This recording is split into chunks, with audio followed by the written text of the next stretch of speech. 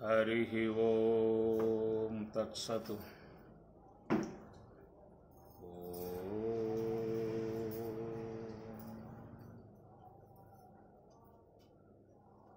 कृष्णं कमलपत्राक्षं पुण्यश्रवणकीर्तनं वासुदेवं जगद्योनिं नौमि नारायणं हरिम्।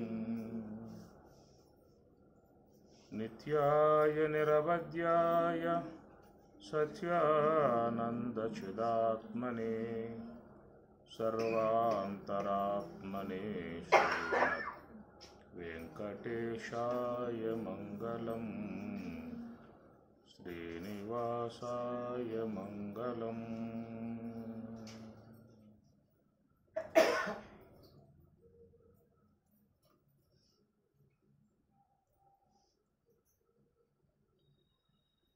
అనువున కమల విహారము నిలవై వనరి ఉన్నదిదెనొక హంస, మనియడి జీవుల మానస సరసున వనగి ఉన్నదిదెనొక హంస, వనరి ఉన్నదిదెనొక హంస, తిప్పలు బెట్టుచు తేలినదిదిగో ఉబ్బు నీటిపై ఒక హంస, ఉబ్బు నీటిపై ఒక హంస.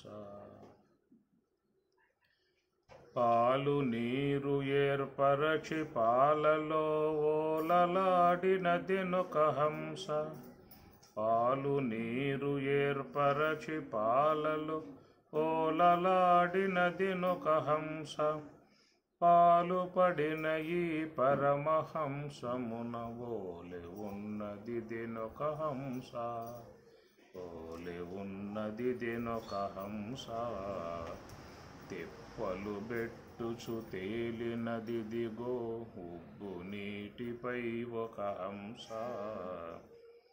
ఉబ్బు నీటిపై ఒక హంస.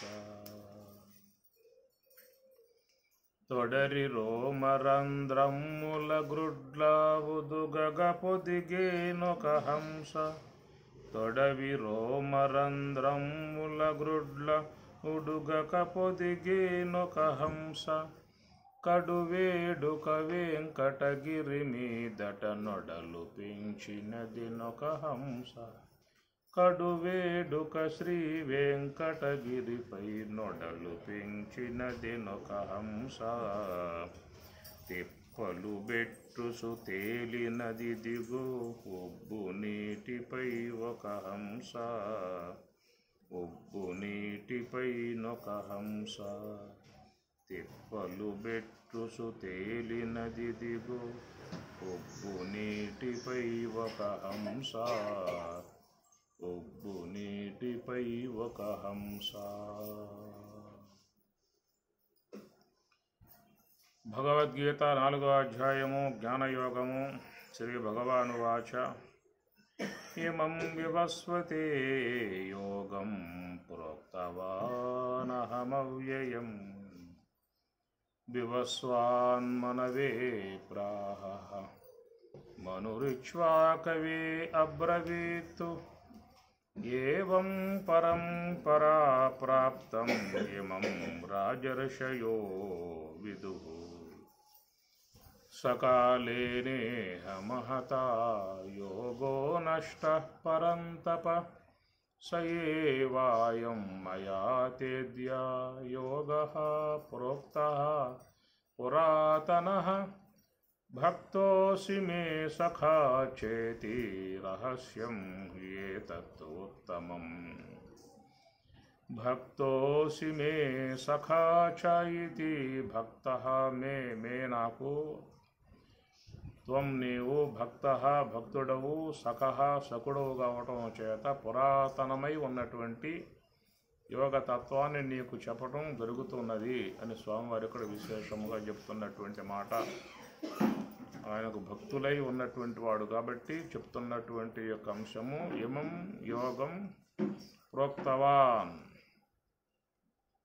ఇమం యోగం ప్రోక్తవాన్, ఇమం ఈ యోగమును ప్రోక్తవాన్ చెప్పి తిని అన్నాడు. అది దీంట్లో ప్రధానముగా ఉండేటువంటి యొక్క అంశము యోగతత్వము. ఎత్ర యోగీశ్వర కృష్ణ, ఆయన సాక్షాత్ యోగీశ్వరుడు. భగవద్గీత అంతా కూడా యోగ శాస్త్రము. భక్తి శాస్త్రమా యోగ శాస్త్రమా? అది యోగ శాస్త్రమా జ్ఞాన శాస్త్రమా? జ్ఞాన శాస్త్రం కాదా? భక్తి శాస్త్రం కాదా? తీర్థయాత్ర సూత్రం శాస్త్రం కాదా? తీర్థయాత్రలు భక్తి ప్రధానముగా యోగం. అందువల్ల పరమాత్మ కూడా యోగీశ్వరుడుగా పేరుగాంచిన విధానము. అందుచేత ఇమం యోగం పురోక్తవాన్, యోగాన్ని లోకానికి నేను అందించాను. సృష్టి ఆదిలోనే ఈ యొక్క యోగాన్ని చెప్పడం జరిగింది. ఆ తర్వాత పరంపరగా రాజులందరూ కూడా పాటించుకుంటూ వస్తూ ఉన్నారు. రాజర్షులు కాగలిగారు, రాజర్షులు కాగలిగారు, ఋషులు బ్రహ్మర్షులు కాగలిగారు, దేవతలు దేవర్షులు కాగలిగారు. దేవర్షులు వాళ్ళు కూడా ఆచరించారు, దేవతలు కూడా ఆచరించిన అంశం చెప్పే కదా మీకు, తొలిలోనే చెప్పాను. పరమశివుడు ధ్యానం చేస్తూ ఉన్నాడు. అట్లాగా మరి రామచంద్రుడు ధ్యానం చేసిన అంశం, కృష్ణ పరమాత్మ ధ్యానం చేసిన అంశం, దేవతలు ధ్యానం చేస్తూ ఉన్నారు, ఋషులు ధ్యానం చేస్తూ ఉన్నారు. మరి ఈ విధముగా మన ఈనాటి కాలంలో చూసేటువంటి అనేక మంది మహాత్ములు కూడా ఈ ధ్యాన మార్గంలో పయనిస్తూ ఉన్నారు. కాబట్టి ధ్యానం జీవితానికి చాలా ఆవశ్యకత ఉన్నది. ఎందుకంటే మనస్సు అనేది మన కంట్రోల్లో ఉండాలి. మనిషి మనుగడ అనేటువంటి దాని ద్వారా పయనిస్తూ ఉన్నాడు. మానవ జీవితము మనస్సు మీద ఆధారపడి ఉన్నది. మనస్సు ఏ వైపుకు లేకపోతే ఆ వైపుకల్లా పోతూ ఉంటారు. మనస్సు కంట్రోల్లో ఉంటే వ్యక్తి కంట్రోల్లో ఉంటాడు. మనస్సు కంట్రోల్లో లేకపోతే వ్యక్తి కూడా కంట్రోల్లో ఉండే అవకాశాలు లేవు. మనస్సు స్థిమితంగా ఉంటే, నిశ్చలంగా ఉంటే మన యొక్క మాటలు కూడా పరిమితంగా ఉంటాయి. చూడన కావాలంటే ధ్యానం చేసేటువంటి వాళ్ళల్లో ఎంతెంత మనసు సైలెంట్ అవుతూ ఉంటుందో అంతంత వాక్కులు కూడా తగ్గిపోతాయి. పరమాత్మ కూడా చెప్పిన మాట ఏమిటి? మౌనం ఆత్మ వినిగ్రహ అనే మాట చెప్పాడు. మౌనం అంటే కేవలం వాక్కును బంధించటమే కాదు. ఈ పూట మౌనం అండి, ఏం మాట్లాడడం అండి అన్నీ పలక మీద రాసి చూపిస్తారు. ఈ పూట మాట్లాడము, ఈ పూటది రేపుడు కావాలంటే మొత్తం రేపు పొద్దున ఆరంభం చేసుకుంటాం, నువ్వు రావచ్చు అని చెప్పేసి అని. ఇది లాంఛనప్రాయంగా చేసేట పని అన్నమాట. అసలు మనసులోనే మార్పు రావాలి. అనుద్వివేక కరం వాక్యం సత్యం ప్రహితం క్షేత్రం వాక్ తపస్సుగా చెప్పిన తర్వాత మన ప్రసాద సౌమ్యత్వం మౌనం ఆత్మ వినిగ్రహ భావ సంశుద్ధి ఇత్యేతత్ తపో మానస ఉచ్యతే. అది భావ సంశుద్ధి, ఎవరి యొక్క భావం శుద్ధంగా ఉంటుందో, ఎవరి మనస్సు ప్రసన్నముగా ఉంటుందో, మనఃప్రసాద సౌమ్యత్వం, మనఃప్రసాద సౌమ్యత్వం, సౌమ్యం రావాలి మనస్సులో. ఆ సౌమ్యం రావాలంటే బాగా యోగంలో రాయపిడి పెట్టాలి. సానబట్టిన భోగి జ్ఞానయోగి. ఆ విధంగా మనస్సు కనుక బాగా యోగములో కనుక ఉన్నట్లయితే మంచి మార్పు మనస్సులో వస్తుంది. ఆ మనస్సు మార్పు చెందినప్పుడు ఆయన వ్యవహారం కూడా చాలా శుద్ధంగా ఉంటుంది, స్వచ్ఛంగా ఉంటుంది, ఎవరికి ఇబ్బంది పెట్టే పరిస్థితి కాదు. దాని సంగతి చూడమ్మా, సరే ఇంట్లో పెట్టి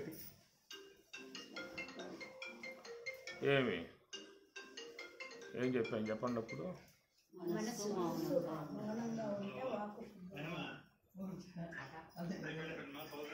లేదురా, ఇంకా స్వాములు ఉంటారు, చూస్తావా? స్వాములు ఉంటారు, చూస్తావా? స్వాములు వేస్తున్నా వీడియో కాదు.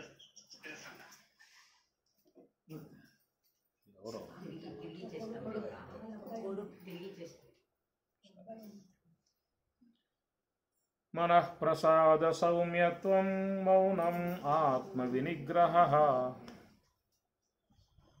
అందువల్ల చక్కటి ఒక మంచి మార్పును జీవితానికి ప్రసాదించేదిగా ఉంటుంది ధ్యానము.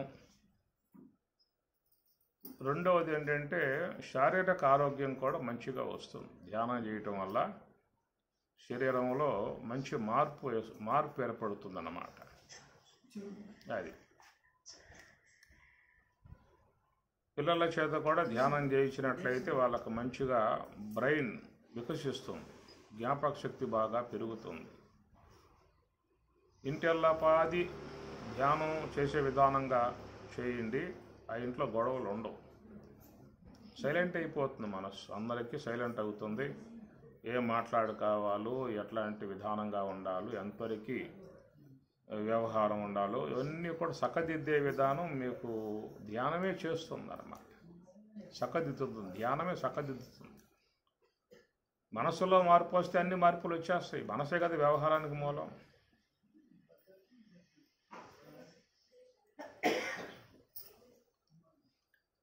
ధ్యానం అంటే ఆలోచన కంట్రోల్, ఆలోచనల్ని పరిమితం చేయటం, తగ్గించటం కదా. ధ్యానంలోకి పోయిన తర్వాత ఆలోచనలను చేస్తామా తగ్గిస్తామా? తగ్గిస్తాం. ఎప్పుడైతే మనస్సులో ఆలోచనలు తగ్గే పరిస్థితి వచ్చేసింది అంటే మాటలకు మూలం ఆలోచనలే. ఆలోచన లేకుండా మాట్లాడతారా? వచ్చిన ఆలోచనే మాటగా వస్తుంది బయటికి. ఎప్పుడైతే నీకు మనస్సులో పరిమితమైనటువంటి యొక్క ఆలోచన వచ్చేసిందో మాటలు కూడా తగ్గిపోతాయి, ఎక్కువ ఉండవు. ఏదైనా అవసరం మేరకే ఉపయోగించుకోవాలనే నియమం ఉంది కదా. ఇంట్లో ఏసీ ఉంటుంది, మీరు ఏదో ఫంక్షన్కి వెళ్ళాలి, ముఖ్యమైన వాళ్ళు వారం కాలం పాటు రారు, మీరు ఏసీ ఆన్ చేసి వెళ్ళిపోతారా? ఇల్లు చల్లగా ఉంటుంది కదా.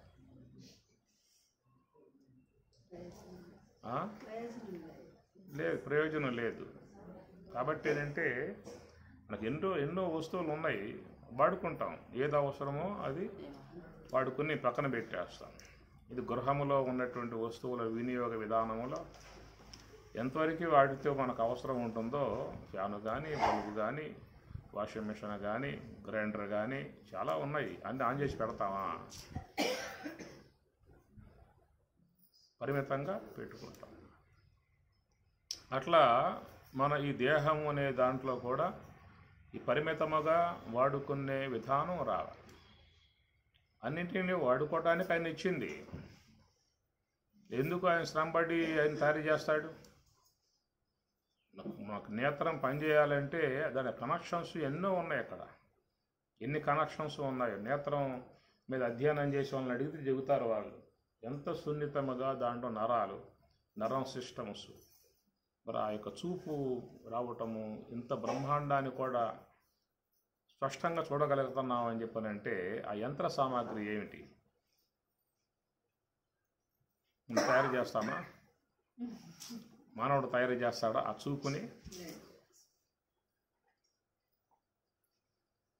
ఇంకా ఆరోగ్యంగా ఉన్నటువంటి వాళ్ళ నేత్రాలు ఏవో తీసుకుని అక్కడ అమర్చి చేసేవారికి వచ్చాడు తప్ప అసలు నిర్మాణ విధానం చేయాలంటే ఎట్లా చూపు తెస్తాడు వాడు? శబ్దం, రూపరహితమై ఉన్న శబ్దం ఆ శబ్దాన్ని క్యాచ్ చేస్తుంది. ఆ శబ్దములో ఉన్న అర్థాన్ని కూడా లోన మనస్సు క్యాచ్ చేస్తుంది. మరి ఆ శబ్ద తరంగాలు వినేటువంటి విధానంగా నరమ సిస్టమ్స్ అన్నీ కూడా నిర్మాణం చేసిన విధానమే. తీపి, పులుపు, ఉప్పు, కారం, వగరు, చేదు, షడ్రసాలకు రూపాలు లేవు. నాలుగు మీద పెట్టినప్పుడు అది చెప్పేస్తుంది. ఆ రసజ్ఞానం, ఆ రసాలను ఇది తీపి అని, ఇది పులుపు అని, వగరు అని, చేదు అని డివైడ్ చేసి చూడగలుగుతుందంటే ఆ చూడగలిగేటువంటి నిర్మాణాత్మక విధానం మనం ఏమన్నా చేసినవి అవన్నీ కూడా ఎవరో చేశారు. ఎవడు వాడు? ఇప్పటికీ ప్రశ్నాత్మకమే. ఎవ్వని చే జనించు జగమెవ్వని లోపల నుండు లీనమై ఎవ్వని ఎందుడిందు పరమేశ్వరుడెవ్వడు మూల కారణం బెవ్వడు అనాది మధ్యలయుడెవ్వడు సర్వము తానయైన వాడెవ్వడు ఎవ్వడు ఎవ్వడు ఎవ్వడు ఎవడు వాడు అసలు? ఇదే మనం పేర్లు పెట్టుకున్నాం, మనకు నచ్చిన పేర్లు పెట్టుకున్నాం. ఒకడు అల్లా అన్నాడు, ఒకడు ఏజే ప్రభు అన్నాడు, ఇంకొకడు ఎవరెవరికి అనుగుణ్యంగా ఉన్న పేర్లు వాళ్ళు పెట్టుకున్నారు. ఆయన చెప్పరా నీకేం ఈ పేరు నాదని చెప్పేసి అని.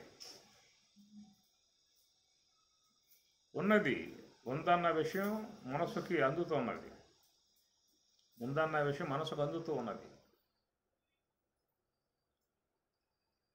ఇప్పుడు నీ చేతికి గడియారం ఉంది, వాచ్. దాంట్లో సెకండ్ల ముళ్ళు సెకండ్లు చూపిస్తుంది, నిమిషాల ముళ్ళు నిమిషాలు చూపిస్తుంది, గంటల ముళ్ళు గంటలు చూపిస్తుంది.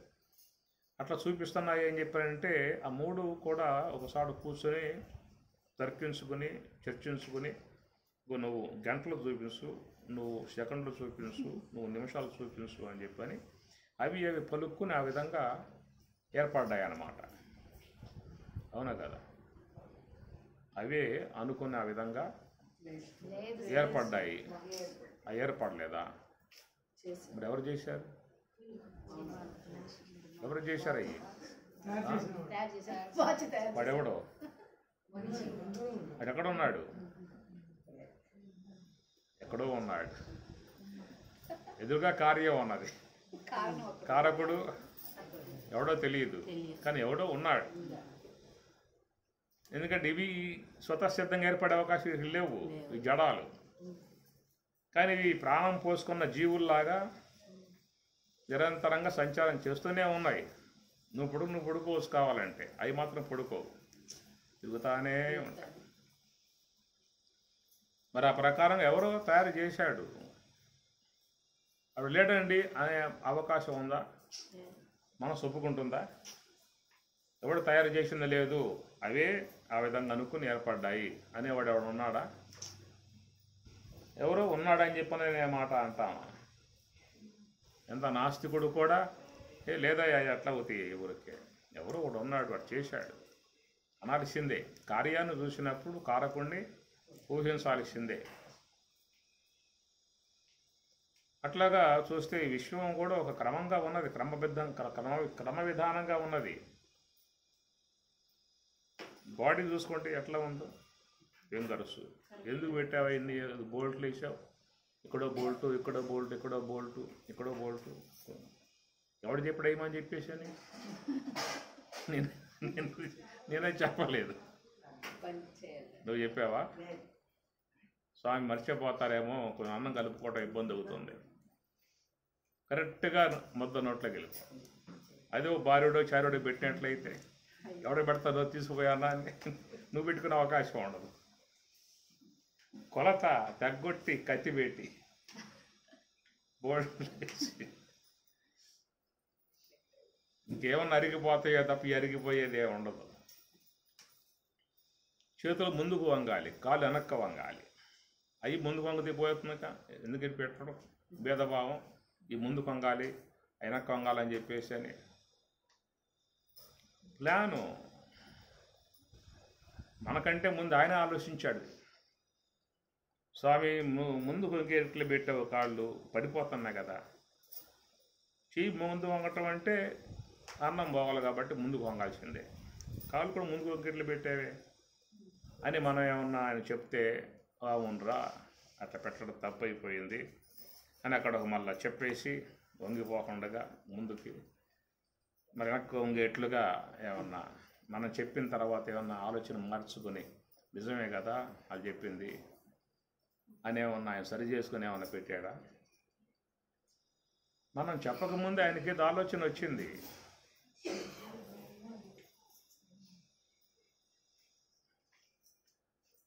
అరే 4 చేతులు ఉంటే బాగుండేది కదా అని ఏమన్నా అనిపిస్తుందా? చాలు 2 ఇన్నుంటే బాగుంటుంది అనేది అనిపించటం లేదు. కరెక్ట్గా ఆయన మనకు ఆలోచన రాకుండానే ఆయన పెట్టేశాడన్నమాట. ఆ ప్రకారంగా శరీరంలో కూడా ఎక్కడెక్కడ ఏ ఉండాలో మంది చూస్తున్నాడు. లివర్లు ఎక్కడ ఉండాలి, కిడ్నీలు ఎక్కడ ఉండాలి, హార్ట్ ఎక్కడ ఉండాలి, ఉన్న స్థలంలో మొత్తం సర్దుబాటు చేసుకోవాలి. ఏ ఒక్కటి తీసి పక్కన పారేసినా ఇటు పని గోయిందా. తీసుకున్న ఆహారం జీర్ణం కావాలి. జీర్ణమైన తర్వాత మొత్తం చక్కెరగా మారిపోతుంది. మారిన తర్వాత దాంట్లో మరొక పదార్థం దాంట్లో పడాలి, ఇన్సులిన్ పడాలి. తయారు చేసేందుకు ఒక ప్యాంక్రియాస్ ఒకటి ఏర్పాటు చేసుకోవాలి, చిన్న బుడుపుగా. దాని నుంచి అది ఆ రసం ఉత్పన్నై 2 బొట్లు పడితే మనం తిన్న ఆహారం రక్తంగా మారుతుంది. రక్తంగా మారితే దాని దేహంలో ఆయిల్ లాగా ఉపయోగపడుతుంది. అన్ని కార్యాలు చేసుకునే అవకాశం ఏర్పడుతుంది. ఇవన్నీ చూస్తే మనకి ఏదో ముందు ఆయన ఆలోచన చేసే ఒక శిష్ట ప్రకారంగానే చేసుకొచ్చారు. చెవులు ఈ పక్క ఆ పక్క ఉండే బాగుంటుంది. కళ్ళు అయితే ముందున్నారు వీడికి, ఇంకా సస్తాడు. లేకపోతే ఎవరు వాహనాలు వస్తే పోయి గుద్దుకుంటాడు. నాసిక, అట్లా నాలుక మాట్లాడటానికి లోన వేస్తుంది, బయట వేస్తుంది, 2 వేస్తుంది. అది నాలుక పదార్థాలు తీసుకుంటుంది, పదములు బయట వేస్తుంది. రెండు జత చేశాడు అక్కడ. కర్మేంద్రియము జత చేశాడు, జ్ఞానేంద్రియం జత చేశాడు. 2 కలిపి పెట్టాడు అక్కడ ఆయన గారు. ఏమయ్యా మిగతాయని విడివిడిగా పెట్టావు కదా, ఎందుకు 2 కలిపి పెట్టడం? అక్కడ సర్దుబాటు చేసుకోవాలయ్యా నేను.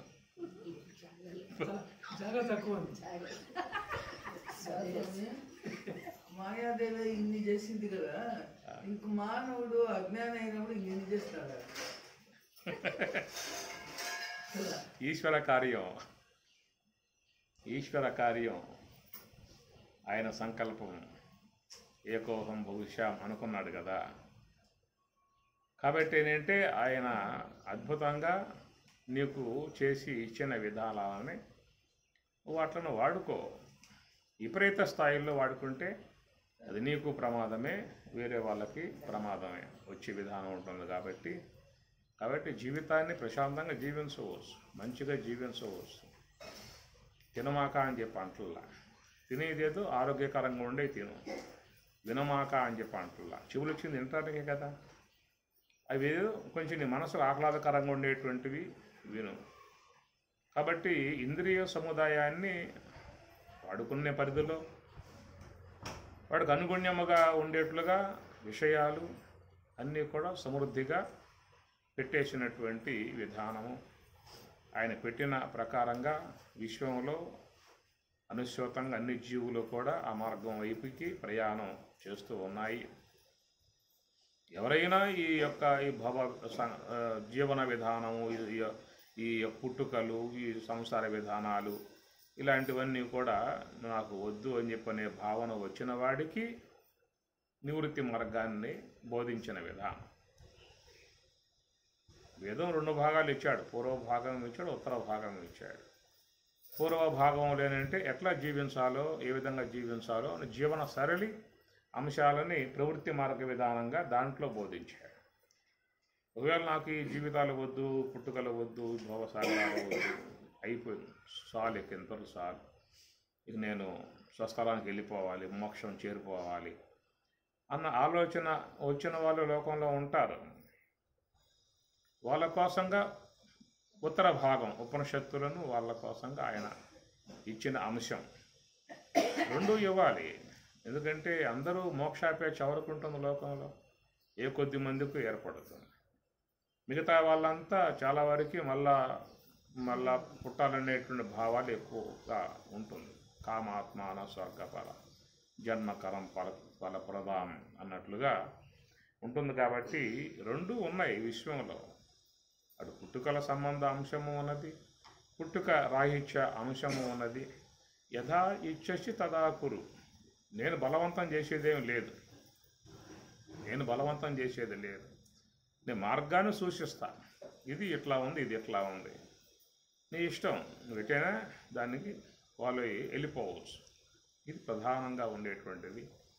కాబట్టి అందుచేత చాలా వరకు మన జీవన విధానం కూడా ఎంత సాహిత్యం అధ్యయనం చేస్తున్నా కానీ మనం జీవన విధానం 35% జీవిస్తూ ఉన్నాం. దాంట్లో కొద్ది శాతం వరకే ఆధ్యాత్మికతను జీవించే విధానమే తప్ప ఎక్కువ శాతం మనం వ్యవహార జీవనాన్నే కొనసాగించుకుంటున్నటువంటి పరిస్థితి ఉన్నది. కాబట్టి ఈ ప్రకారంగా వ్యావహారికమును జీవిస్తూ పారమార్థికమును శీలిస్తూ పోయే వాళ్ళకి అది కొద్ది కాలానికి తరించనేది. బహూనాం జన్మనాం అంతే జ్ఞానవాన్ మాం ప్రపద్యతే, జ్ఞానవంతుడై నన్ను చేరుకునే విధానం ఏర్పడుతుంది. ఎందుకంటే అందరికీ పూర్ణ వైరాగ్యం రాదు కదా. యతమానము, వ్యతిరేకము, ఏకేంద్రియము వైరాగ్యాలు 3 చెప్పుకొచ్చిన విచార సాగరంలో. యతమాన వైరాగ్యము 3 రకాలుగా ఉంది. తీవ్రము, మందము, తీవ్రము, తీవ్రతరం అని 3 చెప్పుకొచ్చాడు. యతమానము, వ్యతిరేకము, ఏకేంద్రియం 3 చెప్పాడు వైరాగ్య సంబంధ అంశాన్ని. వాటిలో యతమానం అనేటువంటిది మళ్ళీ 3 రకాలు చెప్పుకొచ్చాడు. దాంట్లో మందము, తీవ్రము, తీవ్రతరము అన్న. మందం అనే దాంట్లో మళ్ళీ 3 చెప్పుకొచ్చారు. శ్మశాన వైరాగ్యము, ప్రసూతి వైరాగ్యము, పురాణ వైరాగ్యం అని 3 చెప్పారు. చాలా వరకు ఈ 3 నడుస్తూ ఉంటాయి. పురాణ వైరాగ్యము, ప్రసూతి వైరాగ్యము, శ్మశాన వైరాగ్యం అప్పుడప్పుడు వచ్చి పోతా ఉంటాయి. ఏదైనా బాధ కలిగినప్పుడు, ఉద్యోగం ఉన్నప్పుడు, అమ్మగారికి అతి తీర్చినప్పుడు, అయ్యగారు చీర ఇవ్వకపోయినప్పుడు, అనుకున్నాక కొనిపోయినప్పుడు, ఏదో సందర్భాల్లో అట్లా తాకి పోతూ ఉంటాయి అన్నమాట మేఘాలు. కరోనా అప్పుడు చాలా మంది వచ్చేసారు. కరోనా వచ్చినప్పుడు చాలా మంది. కాబట్టి ప్రకారం మందం మాత్రం నడుస్తూ ఉంటుంది అప్పుడప్పుడు. తీవ్రము, తీవ్రతరం ఉన్నదే అయ్యే పుణ్యాత్మలకు కలిగే అవకాశం ఉంటుంది. సరే, ఈ ప్రకారంగా మరి అలాంటి విధానంగా వచ్చినప్పుడు వాళ్ళకి చక్కటి ఈ ఆధ్యాత్మిక మార్గాన్ని స్వామివారే ఈశ్వరుడే చూపించిన విధానం కనుక ఈశ్వర ప్రోక్తం వేదం అని చెప్పేసి అని ఈ ప్రకారంగా 2 భాగాలు, పూర్వ భాగము, ఉత్తర భాగము అని చెప్పని. పూర్వ భాగం అంతా కూడా దేవతా సంబంధ ఆరాధనలు కలిగి ఉంటాయి. పూర్వ భాగముకు వేదమునందు దేవతా సంబంధ స్థుతులన్నీ కూడా మీకు ఋగ్వేదంలో వస్తాయి. ఋగ్వేదం తీసుకుంటే అంత మంత్ర భాగాలయ్యండి, ప్రపాఠకాలు, సూక్తములు. అంటే విష్ణువు గురించి, శివుని గురించి, బ్రహ్మ గురించి, దేవేంద్రుని గురించి, వాయువు గురించి, అగ్ని గురించి, ఎట్లా దేవతలందరం గురించి స్తోత్ర భాగాలు ఉంటాయి. అట్లా ఆ స్తోత్రాలను స్తుతిస్తూ యజ్ఞము యందు ఆకుతులు సమర్పిస్తూ ఆ దేవతలను ఆరాధించే కాలం ఆ కాలం. అప్పుడు మనకి ఆలయాలు లేవు ఆ కాలంలో, కేవలం యజ్ఞము ద్వారానే దేవతలను ఆరాధించడం. కాబట్టి యజ్ఞమే సాకారమూర్తి, దేవతల యొక్క సాకారమూర్తి అనేది యజ్ఞము. అగ్నిదేవుడు అని చెప్పని అగ్నికి వీళ్ళు ఆయా దేవతలకి స్వాహ చెబుతూ మంత్రభాగాలని ఉచ్చారణ చేస్తూ ఆ స్వాహ చెప్పే విధానంలో ఆ దేవతలను ఆరాధించే విధానం ఉండేది. ఆ ప్రకారంగా అప్పటి కాలంలో ఒకటి తపస్సు, ఒకటి యజ్ఞములు. ఆ తపస్సు కూడా కామ్యముగానే ఎక్కువగా ఉండేది. ఆ దేవతలను ఉద్దేశించే తపస్సు చేయటం అన్నమాట. ఏదో వరాలు కావాలి, ఇంకేదో కావాలి, ఇంకేదో కావాలి, ఇంకేదన్నా జీవితంలో శ్రేయస్సు కావాలి, పుత్రకామేష్టి అని ఇంకా అనేకమైనటువంటివన్నీ కూడా చేసే విధానం అంతా కూడా ఈ ప్రకారంగా మానవునికి దేవతల యొక్క అనుగ్రహాన్ని సంపాదించుకోవటానికి అనుగుణ్యముగా ఉండేటువంటి యొక్క ఆరాధనా ప్రక్రియ మీకు వేదం పూర్వభాగంలో వస్తుందన్నమాట. సహయజ్ఞా ప్రజా సృష్ట్వా పురోవాచ ప్రజాపతి అనేన ప్రసవిష్యధ్వం ఏషవ అస్తు ఇష్టకామ దుక్కు. ఏషవ వహ ఏష, ఈ యజ్ఞాలన్నీ కూడా ఇష్టకామ దుక్కు. దుక్కంటే పెతకటం కనుక వాళ్ళు కోరుకునేటువంటి యొక్క కోరికలను దేవతల ద్వారా పొందే విధానము అన్నాడు. ఈ మాటకు కూడా భగవంతుడు భగవద్గీతలో యో యో యాం యాం తనుం భక్త శ్రద్ధయార్చితం ఇచ్చతి తస్య అచలాం శ్రద్ధాం తాం ఏవ విదదామ్యహం. ఎవరెవరు ఏ ఏ దేవతలని ఆరాధిస్తూ ఉన్నారో ఆ దేవతలను ఆరాధించేటువంటి వారందరికీ కూడా ఆయా దేవతల ద్వారా నేనే ఇస్తున్నానని మాట కూడా దాంట్లో చెప్పుకొస్తాయి. ఇది దేవతా సంబంధమై ఉన్నటువంటి యొక్క ఆరాధన. జీవితంలో మానవులు అపేక్ష కలిగి ఆరాధించే విధానము. ఆ తర్వాత కాలంలో మనకి ఆలయాలు, అర్చనలు, అభిషేకాలు, పూజలు, తర్వాత ఈ పురాణములు వెలువడిన తర్వాత వేదవ్యాసుల వారి ద్వారా ఈ అష్టాదశ పురాణాలు వచ్చిన తర్వాత అక్కడి నుంచి దేవతల యొక్క ఆకారములుగా ఆలయాలు, దాంట్లో స్వాముల యొక్క ప్రతిష్ట విగ్రహాలు, దీన్ని కూడా అర్చనలు అభిషేకాలు తర్వాత కాలంలో మనకి వచ్చినటువంటి అంశాలు. ముందు వేదకాలంలో మాత్రం అప్పుడు యజ్ఞమునే సాకారమూర్తిగా చేసుకుని ఆయా దేవతల్ని ఆ మంత్ర భాగాలతో అర్చించే విధానం ఉండేటువంటి కాలము. ఇదంతా కూడా పూర్వపక్షం అన్నమాట. పూర్వపక్ష విధానంలో మనకి ఏంటంటే ఆ మానవులకు దేవతలకు అనుసంధానం కలగజేసేటువంటి దేవాన్ భావయత అనేన తే దేవా భావయంతో పరస్పరం భావయంత. కనుక దేవతల్ని వీరు భావిస్తే ఆ దేవతలు వీరిని భావిస్తే పరస్పరం భావయంత శ్రేయ పరం అవాప్సత. ఆ ప్రకారంగా ఈ మానవులు దేవతలను ఆరాధించడం, ఆ దేవతలు వీళ్ళకి అనుగ్రహించేదన్న వాళ్ళు కోరింది ప్రసాదించటం, ఈ ప్రకారంగా సాగేటువంటి విధానమంతా కూడా మనం చూసినట్లయితే మరి ఈ యొక్క వేదం పూర్వభాగము నుంచి వెలువడేటువంటి యొక్క అంశము ఇది. ఈ ఉత్తర భాగానికి వచ్చినట్లయితే అది కేవలం బ్రాహ్మీ సంబంధ అంశం, బ్రహ్మ సంబంధ అంశం. అనగా సర్వవ్యాపకమై ఉన్నటువంటి భగవంతుడు, ఇంద్రియ అగోచరమై ఉన్నటువంటి యొక్క దేవదేవుడు, సచ్చిదానంద స్వరూపుడిగా పిలువబడేటువంటి యొక్క బ్రహ్మ పదార్థము, అది సమస్తానికి అధిష్టానం తదాకర్త కరణంచి వృదగ్విధం వివిధాచ వృదక్షేష్ట దైవం శయవాత్ర పంచము అన్న అధిష్టానం అన్నాడు. ఆ బ్రహ్మమును అధిష్టానం, దాని అధిష్టానములో దాని యొక్క ఆధారమునందే ఇవన్నీ కూడా ఉన్నాయని చెప్పని పిపీలికాది బ్రహ్మ పర్యంతం మత్త పరతరం నాణ్యత్ కించిత్ అస్తి ధనంజయ మై సర్వం ఇదం ప్రోతం సూత్రే మణిగణాయవ. సూత్రమునందు మణులు గుర్చబడినట్లుగా ఈ విశ్వంలో కించిత్ భాగముగా ఉన్నటువంటివన్నిటికీ కూడా నేనే అధిష్టానం. మత్త పరతరం, మత్త నా యొక్క మత్త నాకంటే పరతరం వేరుగా కించిత్ నా అస్తి ఏదీ లేదు, నా అధిష్టానములోనే ఉన్నాయి. పిపీలికాది బ్రహ్మ పర్యంతం సమస్త ప్రాణులకు, సమస్త జీవులకు, సమస్త జడ పదార్థాలకి, చేతన పదార్థాలకి అన్నింటికీ కూడా ఆధారమై ఉన్నటువంటి స్వరూపాన్ని అది బ్రహ్మముగా చెప్పినమాట. దానికి బ్రహ్మం అనే పదం కూడా ఏమీ లేదు. వ్యవహారం కోసంగా పదాలు వాడటం జరుగుతూ ఉందన్నమాట. ఇప్పుడు మనం జలము అన్నాం కదా, ఈ జలం అనేటువంటి దాన్ని లోకంలో అందరూ వాడకంగా చేసుకుంటూ ఉన్నారు. అది లేకపోతే ఏ కార్యాలు కావు గృహంలో. అన్ని ప్రాంతాల వాళ్ళు, అన్ని దేశాల వాళ్ళు, అన్ని మతాల వాళ్ళు అందరూ వాడుకుంటున్న అంశం అది. ఒక్కొక్కరు ఒక్కొక్క పేరుతో పిలుచుకుంటూ ఉన్నారు. ఒక్కొక్క భాషలో నీరు అంటారు, వాటర్ అంటారు, జలం అంటారు, తన్ని అంటారు, పానీ అంటారు.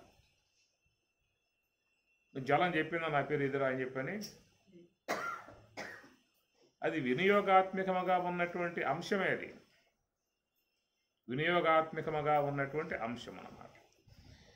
అది అందరూ ఆ వినియోగాన్ని పొందుతున్నటువంటి విధానం. వ్యవహారం కోసం ఏం చేశామంటే మన యొక్క భాష ప్రకారం మన ఒక పదం, వాళ్ళ యొక్క భాషా పరంగా వాళ్ళ యొక్క పదం, ఇట్లా ఏర్పడ్డట్లుగా ఆ ఉన్నటువంటి సత్పదార్థం అది ఓం తత్తు సత్. తత్ అది, సత్తు ఉన్నది అన్నాడు అంతే. అది ఉన్నది అంతవరకు. ఆ ఉన్నటువంటి యొక్క స్వరూపం మనకు అర్థం కావటానికి అనేక పదాలను మనం దాని మీద లక్షణ విధానాలను బట్టి చెప్పుకొచ్చినటువంటి విధానము.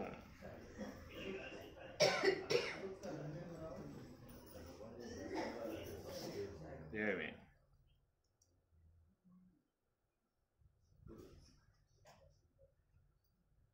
మీరు నీళ్లు తాగుతున్నారు, దగ్గులు వస్తూ ఉన్నాయి. ఏ పడితే అవి పోస్తారు లోపల, చివరికి అవస్థలతో ఇంటికి వెళ్తారు. అక్కడ వాళ్ళు అక్కడ చివాట్లు పెడతారు. ఇంటికి పోగా నాకు చివాట్లు పెడతారు. ఇక నేను చెప్పానా పోవద్దు అని చెప్పేసి అని. నువ్వు వింటావా నువ్వు పోకుండా?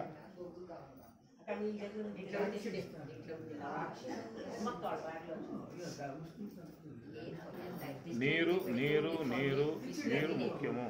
ఆహారం ఒకటి, నీరు ప్రధానం అన్నమాట. బిస్లరీ ఉంటుంది, లేకపోతే కిన్లీ ఉంటుంది, ఇది కొనుక్కొని తాగాలంతే. ఎక్కడ ఉన్న వాళ్ళకి అక్కడ సరిపోతాయి. ఇక్కడ ఒక 4 నెలలు ఉన్నాం అనుకో, ఇక్కడ నీకు వాటర్ నీ బాడీకి వచ్చేస్తుంది, సెట్ అయిపోతుంది. సెట్ అయిపోతుంది అన్నమాట. ఒక్కసారిగా పోస్తే బాడీ ఒప్పుకోదు.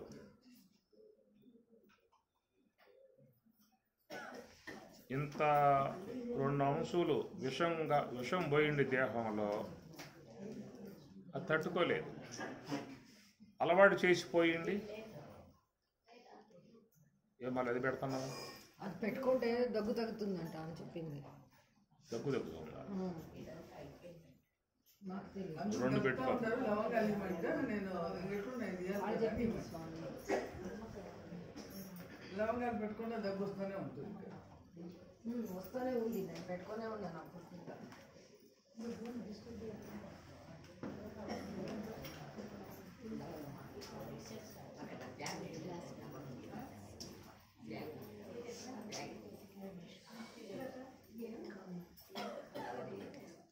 మీరు గుర్తుపెట్టుకోండి, ఎప్పుడైనా బయటకు వెళ్తే మాత్రం డబ్బులు అయితే అయినాయి, వాటర్ బాటిల్ కొనుక్కొని దగ్గర పెట్టుకోవాలి.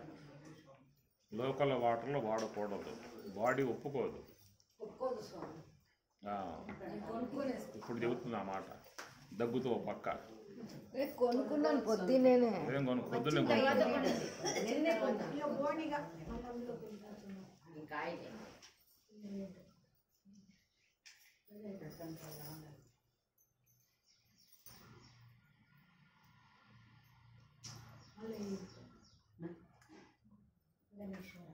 అక్క ఇంకొంచెం కూర్చొని కావాల్సిన భోజనం టైం అయింది.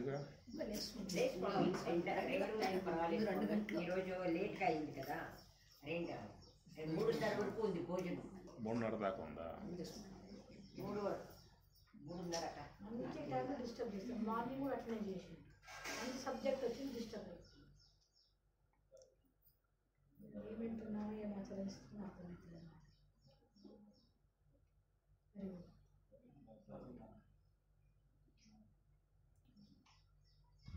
నేను బయటకు అడుగు పెడితే మాత్రం ఎక్కడ నీళ్ళు తాగాను, కొనుక్కుంటా అంతవరకు.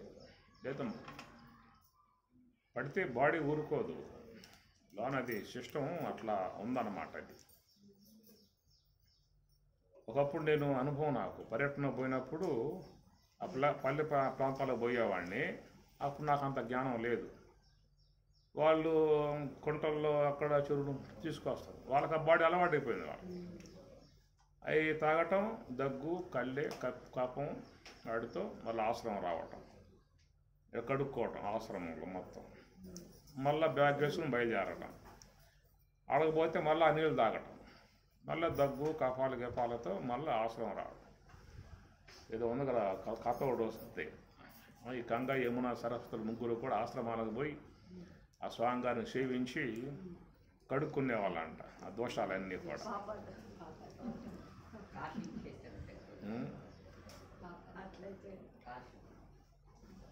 అట్లాగా గతంలో ఇబ్బంది పడ్డ విధానము.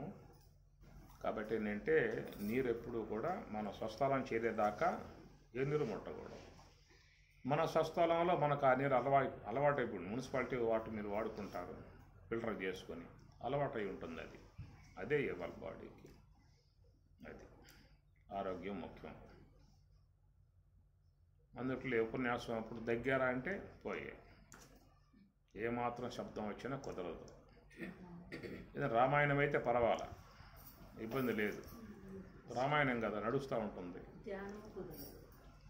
బాగుంటుందన్నమాట. అదే భారతం అయినా పర్వాలా, కథా భాగాలు కదా నడుస్తూ ఉంటుంది.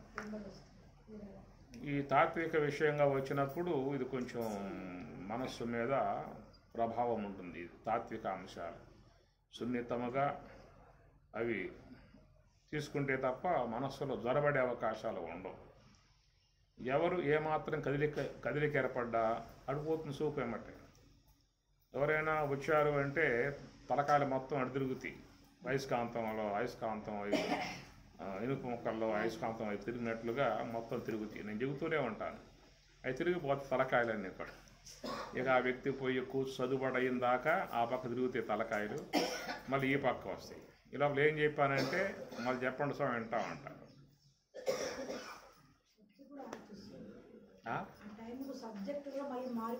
మారిపోతుంది. ఏ సబ్జెక్ట్ వస్తుందో ఆ లైన్ వచ్చేది డిస్టర్బ్ అయిందనుకో ఆ సబ్జెక్ట్ మళ్ళీ వేరే దిక్కు వెళ్ళిపోతుంది. చెప్పేవాళ్ళకి కూడా వెళ్ళిపోతుంది.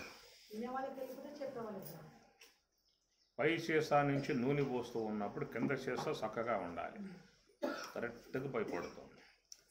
పైది వణికినా కిందది కొంచెం జరిగినా దాంట్లో పడదు. అది విషయం. అందరికి కాస్త లవంగాలు ఇవ్వండి, నవ్వుతారు. ఇచ్చిండారు ఇవి ఇవ్వకూడదు, లవంగాలు ఇవ్వాలి. ఇచ్చిండారు ఇదంతా లవంగానే. ఇప్పటికన్నా నీళ్లు మార్చుకోండి, ఇంకా ప్రమాదాలు వస్తాయి. లేకపోతే దగ్గులు పెరుగుతాయి, ఇంకా కష్టాలు పెరుగుతాయి.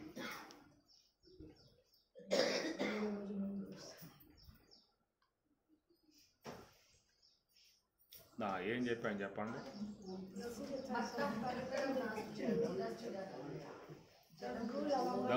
దగ్గు లవంగం చెప్పాను నన్ను. దగ్గుకు లవంగాలు వాడండి, యాలక్కాయలు వాడండి. జ్ఞాన మార్గము నివృత్తి మార్గం రావాలి. 7వ అధ్యాయం 7వ శ్లోకం. 7వ అధ్యాయం 7వ శ్లోకం. వచ్చిందా తర్వాత జ్ఞాన విజ్ఞాన యోగంకి ఎత్తుకుంటాం.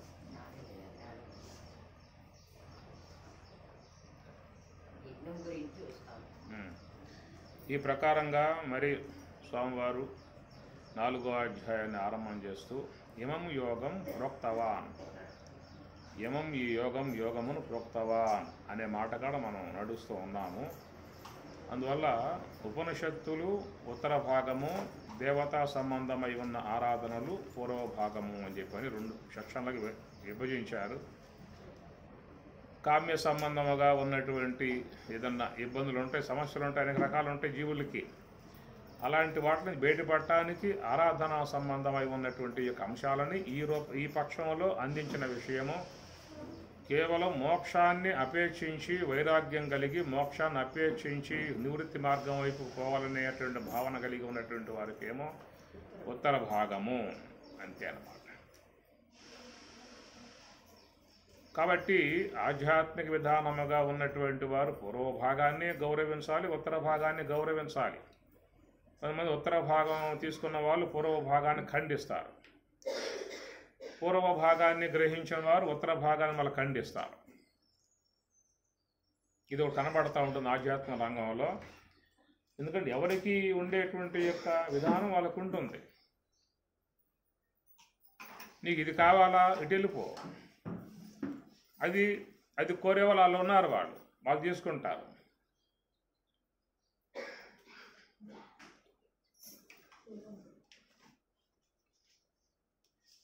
శివుణ్ణి పూజ చేసే వాళ్ళు ఉన్నారు, విష్ణువుని తిడతారు. విష్ణువుని పూజ చేసే వాళ్ళు ఉంటారు, వాళ్ళు శివుని తిడతారు. అది నీకెందుకంట? నీకు ఇష్టం లేదు శివుని పూజ చేయటం, ఈయన పూజ చేసుకుంటూ ఆయన చేసుకో. నువ్వు ఆ చర్మం దారి శ్మశానంలో ఉంటాడు, ఈ బుద్ధు అది నీకు ఎందుకు? ఏం పూసుకుంటే నీకెందుకు? ఇవన్నీ చేసి వాళ్ళని కించపరిచి, ఆ భక్తులను కించపరిచి నువ్వు వాళ్ళని, ఇది లోకంలో కనబడుతున్నా లేదు.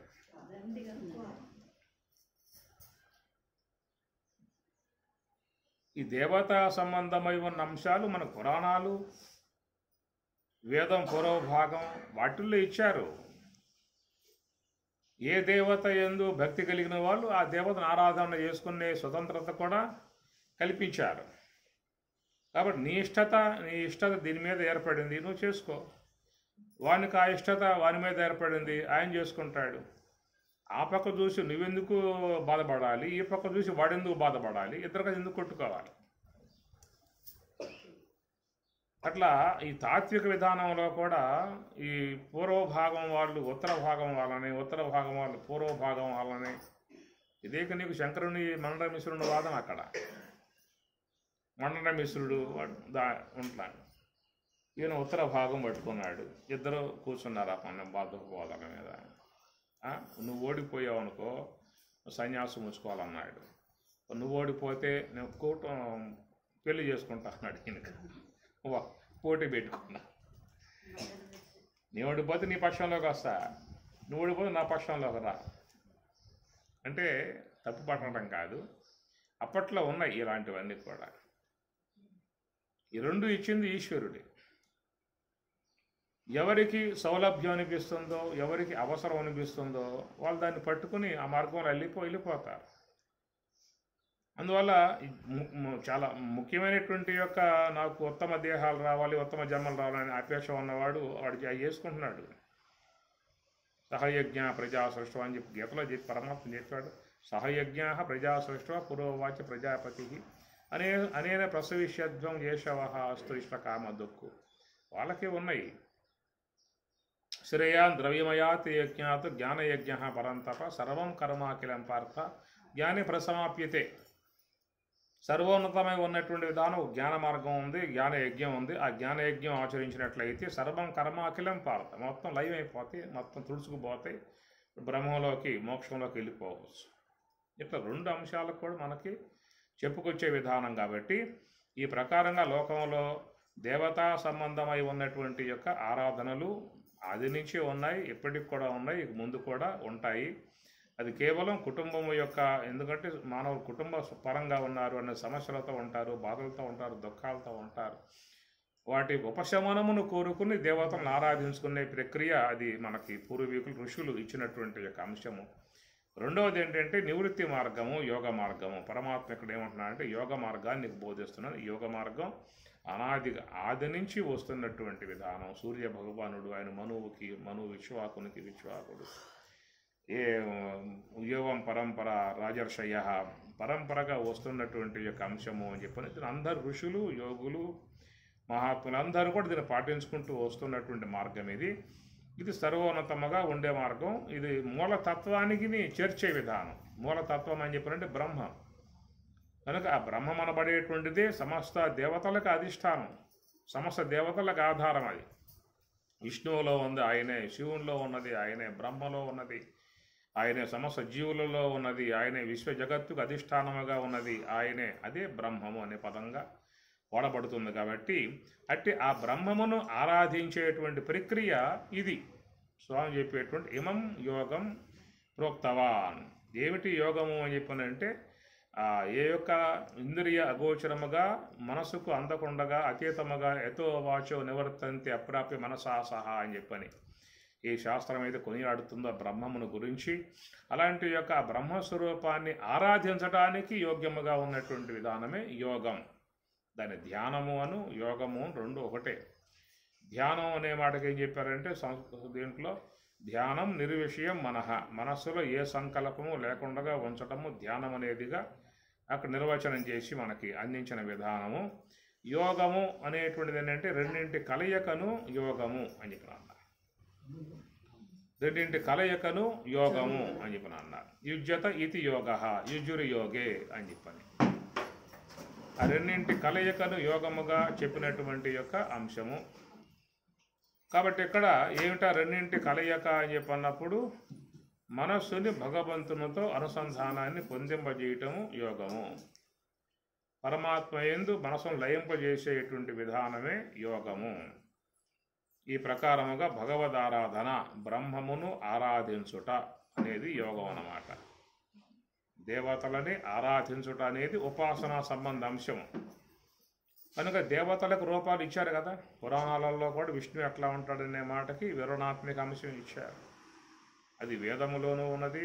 ఆ వేద సంబంధం మంత్ర భాగాల నుంచి సులభంగా ఉండేట్లుగా పురాణ భాగాలలో ఆ రూప విధానం అంతా ఇచ్చారు. కాబట్టి మనం చిత్రీకరించుకున్నాం ఎట్లా ఉండే విధానం అంతా కూడా. ఒక ఆకార సహితమై ఉన్నటువంటి విధానముగా ఇచ్చేటువంటి పురాణములు వేదం పూర్వ భాగం. కాబట్టి అలాంటి ఆ యొక్క రూపాలను మనము ఒక విగ్రహమునందు, ప్రతిమయందు, బంగారమునందు ఉన్నటువంటి పదార్థాల యందు ఆ రూప చిత్రీకరణ చేసుకుని మనం అష్టోత్తరాలతో, సహస్రనామాలతో, షోడశోపచారాలతో ఆరాధించుకునే ప్రక్రియ అనే అంశము. దీనివల్ల మోక్షం అనే అంశం చెప్పలేదు. దీనివల్ల ఏమవుతుందని చెప్పనంటే మంచి భక్తి భావన వస్తుంది, పుణ్యం వస్తుంది, దేవతానుగ్రహం కలుగుతుంది. దానివల్ల మనకున్నటువంటి కష్టాలు, బాధలు తొలగిపోయే విధానం ఉంటుంది అనేటువంటి భాగం వరకు ఇచ్చారన్నమాట. కనుక సర్వవ్యాపకమై ఇంద్రియ అగోచరమై నామరూపరహితమై మనసుకు అతీతమై ఉన్నటువంటి స్వరూపముగా చెప్పేటువంటి యొక్క ఆ స్వరూపాన్ని ఆరాధించేటువంటి యొక్క అంశమే యోగం అన్నమాట. పూజ అన్నారు కదా, అది యోగం అనేది అది బ్రహ్మమును ఆరాధించే అంశం అది. కనుక ఆ ప్రకారంగా మరి అంతటా వ్యాపకమై ఉన్నటువంటి యొక్క భగవంతుడు కాబట్టి ఆయన్ని మనం ప్రతిమ రూపముగా తీసుకొచ్చే అవకాశాలు లేవు. విష్ణువుని ప్రతిమ రూపముగా తీసుకురావచ్చు, ఒక ఆకార విధానం దగ్గర పెట్టుకోవచ్చు.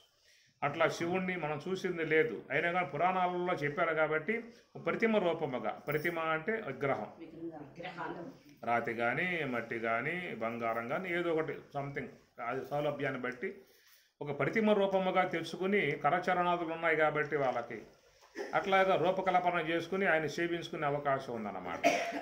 అయితే బ్రహ్మము యొక్క విషయం వచ్చినప్పుడు అది రూపరహితము.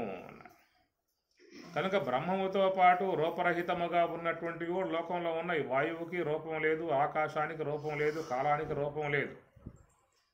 ఆకాశం వ్యాపక వస్తువే, కాలము వ్యాపక వస్తువే, దేశము వ్యాపక వస్తువే, వాయువు వ్యాపక వస్తువే, బ్రహ్మము కూడా వ్యాపక వస్తువే. కనుక ఈ వ్యాపకత్వము కలిగి ఉన్నటువంటివి రూపరహితమై ఉన్నటువంటివి అన్నమాట. రూపరహితమై ఉన్నటువంటివి మనకు అందుబాటులో ఉన్నాయి. వాయువు ఉందా అంటే ఉందంటాం మనం, చూసావంటే చూడలేదు కానీ అది భావానికి అందుతుంది. ఆకాశం ఉందా అంటే ఉన్నది అన్నాం, నువ్వు దాన్ని చూసావంటే నేను చూడలేదు అంటాం, కానీ మన భావానికి అందుతుంది, ఆకాశం అందుతుంది. అట్లనే కాలం ఉన్నదా అంటే ఉన్నది అని చెప్పి అంటున్నాం, అది మనం చూసామా అంటే మనం చూసింది కాదు, కానీ భావానికి అందుతుంది, భావానికి అందుతుంది. అందువల్ల ఆ వాయువు యొక్క విషయంలో మనకి కనపడకపోయినా కానీ సందేహం లేదు. అట్లా ఆకాశం అనేది కూడా కనపడకపోయినా కానీ లేదనే భావనకు అనేవి రావట్లేదు లేదు. అదే ప్రకారం కాలం అనేది కూడా కనపడకపోయినా లేదనేటువంటి భావనకు మనమే రావట్లేదు. కాబట్టి వాటి యొక్క విధానాలు మనకి సూచాయిగా అందుతూ ఉన్నాయన్నమాట. స్పర్శ రూపంగా వాయువు అందటము, భావరూపకంగా ఆకాశం అందటము, ఈ జీవుల యొక్క పరిణామ విధానాన్ని బట్టి కాలము అందటము ఉన్నాయి. అన్నింటికంటే అందని విధానముగా ఉన్నది బ్రహ్మం అనేది. దానికి శాస్త్రకారులు సూచన చేశారు.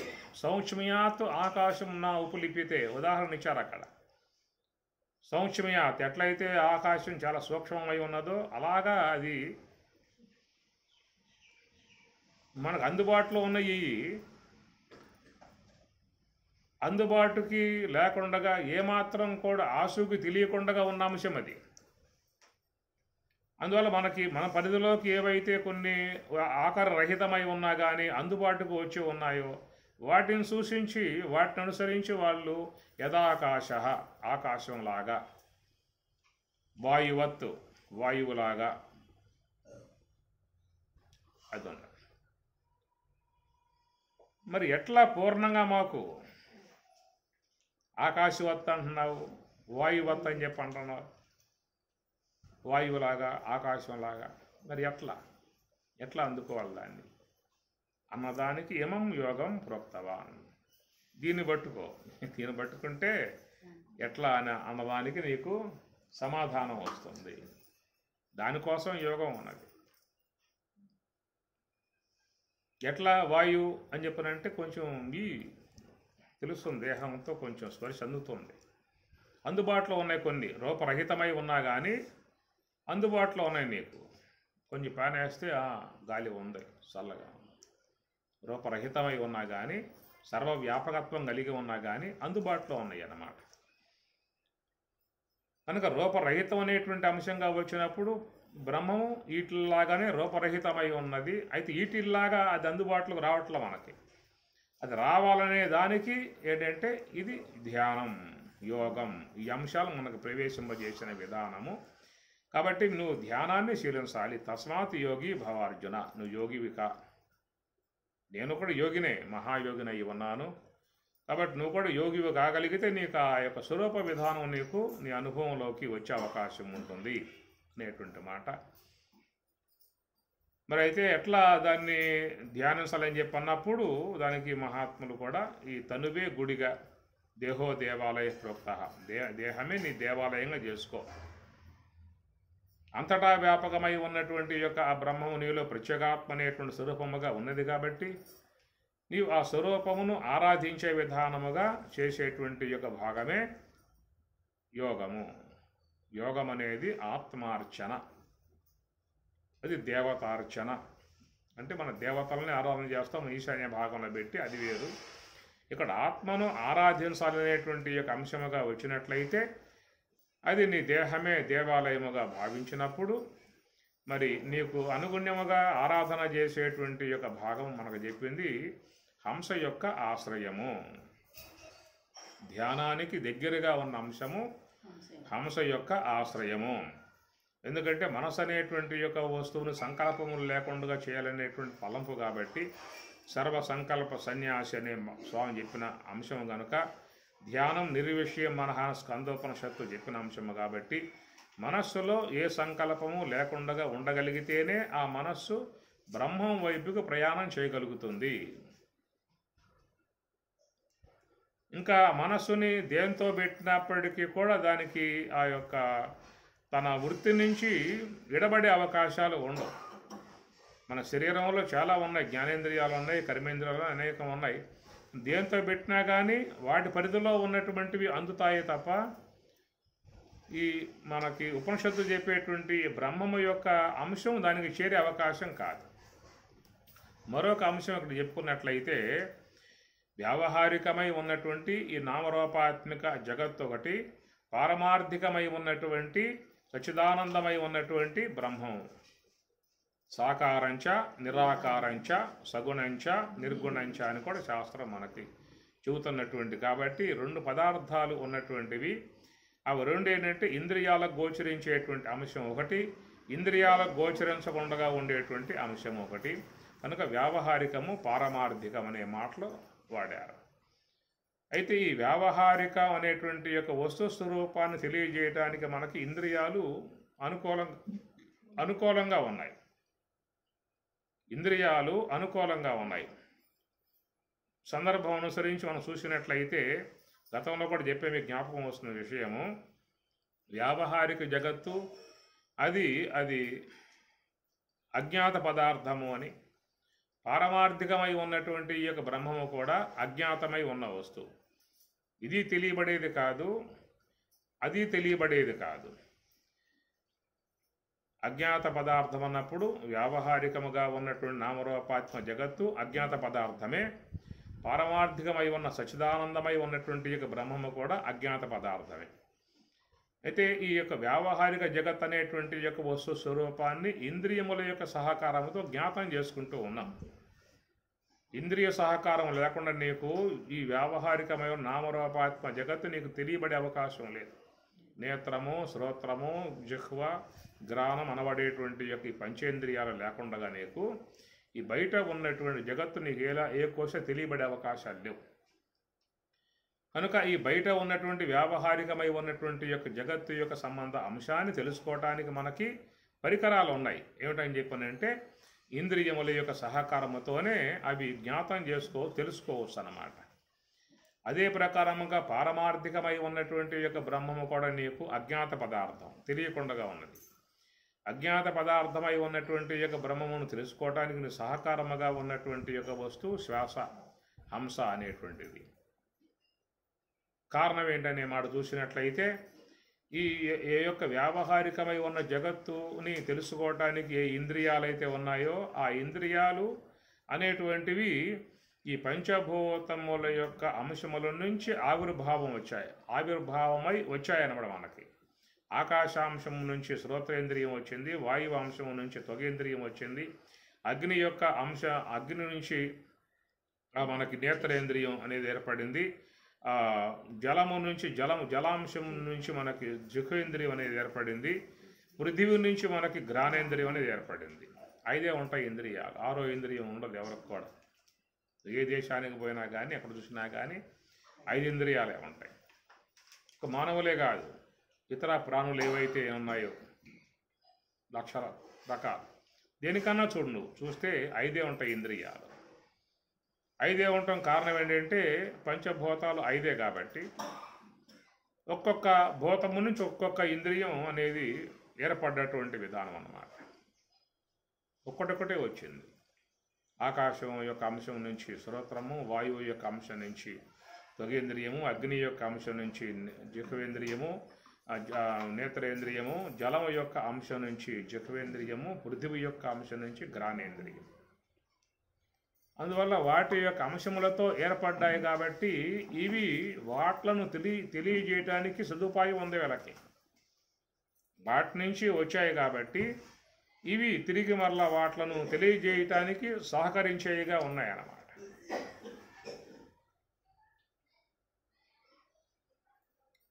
అయితే దేని నుంచి ఏర్పడ్డాయో దానినే తెలియజేస్తాయే తప్ప ఇంకోదాన్ని తెలిసేవి. మళ్ళా నేత్రం అనేది వాయువు ఆకాశం యొక్క సంబంధాంశం తెలియజేయదు. మళ్ళా జిహ్వ అనేది అగ్ని యొక్క సంబంధాంశం తెలియజేయదు.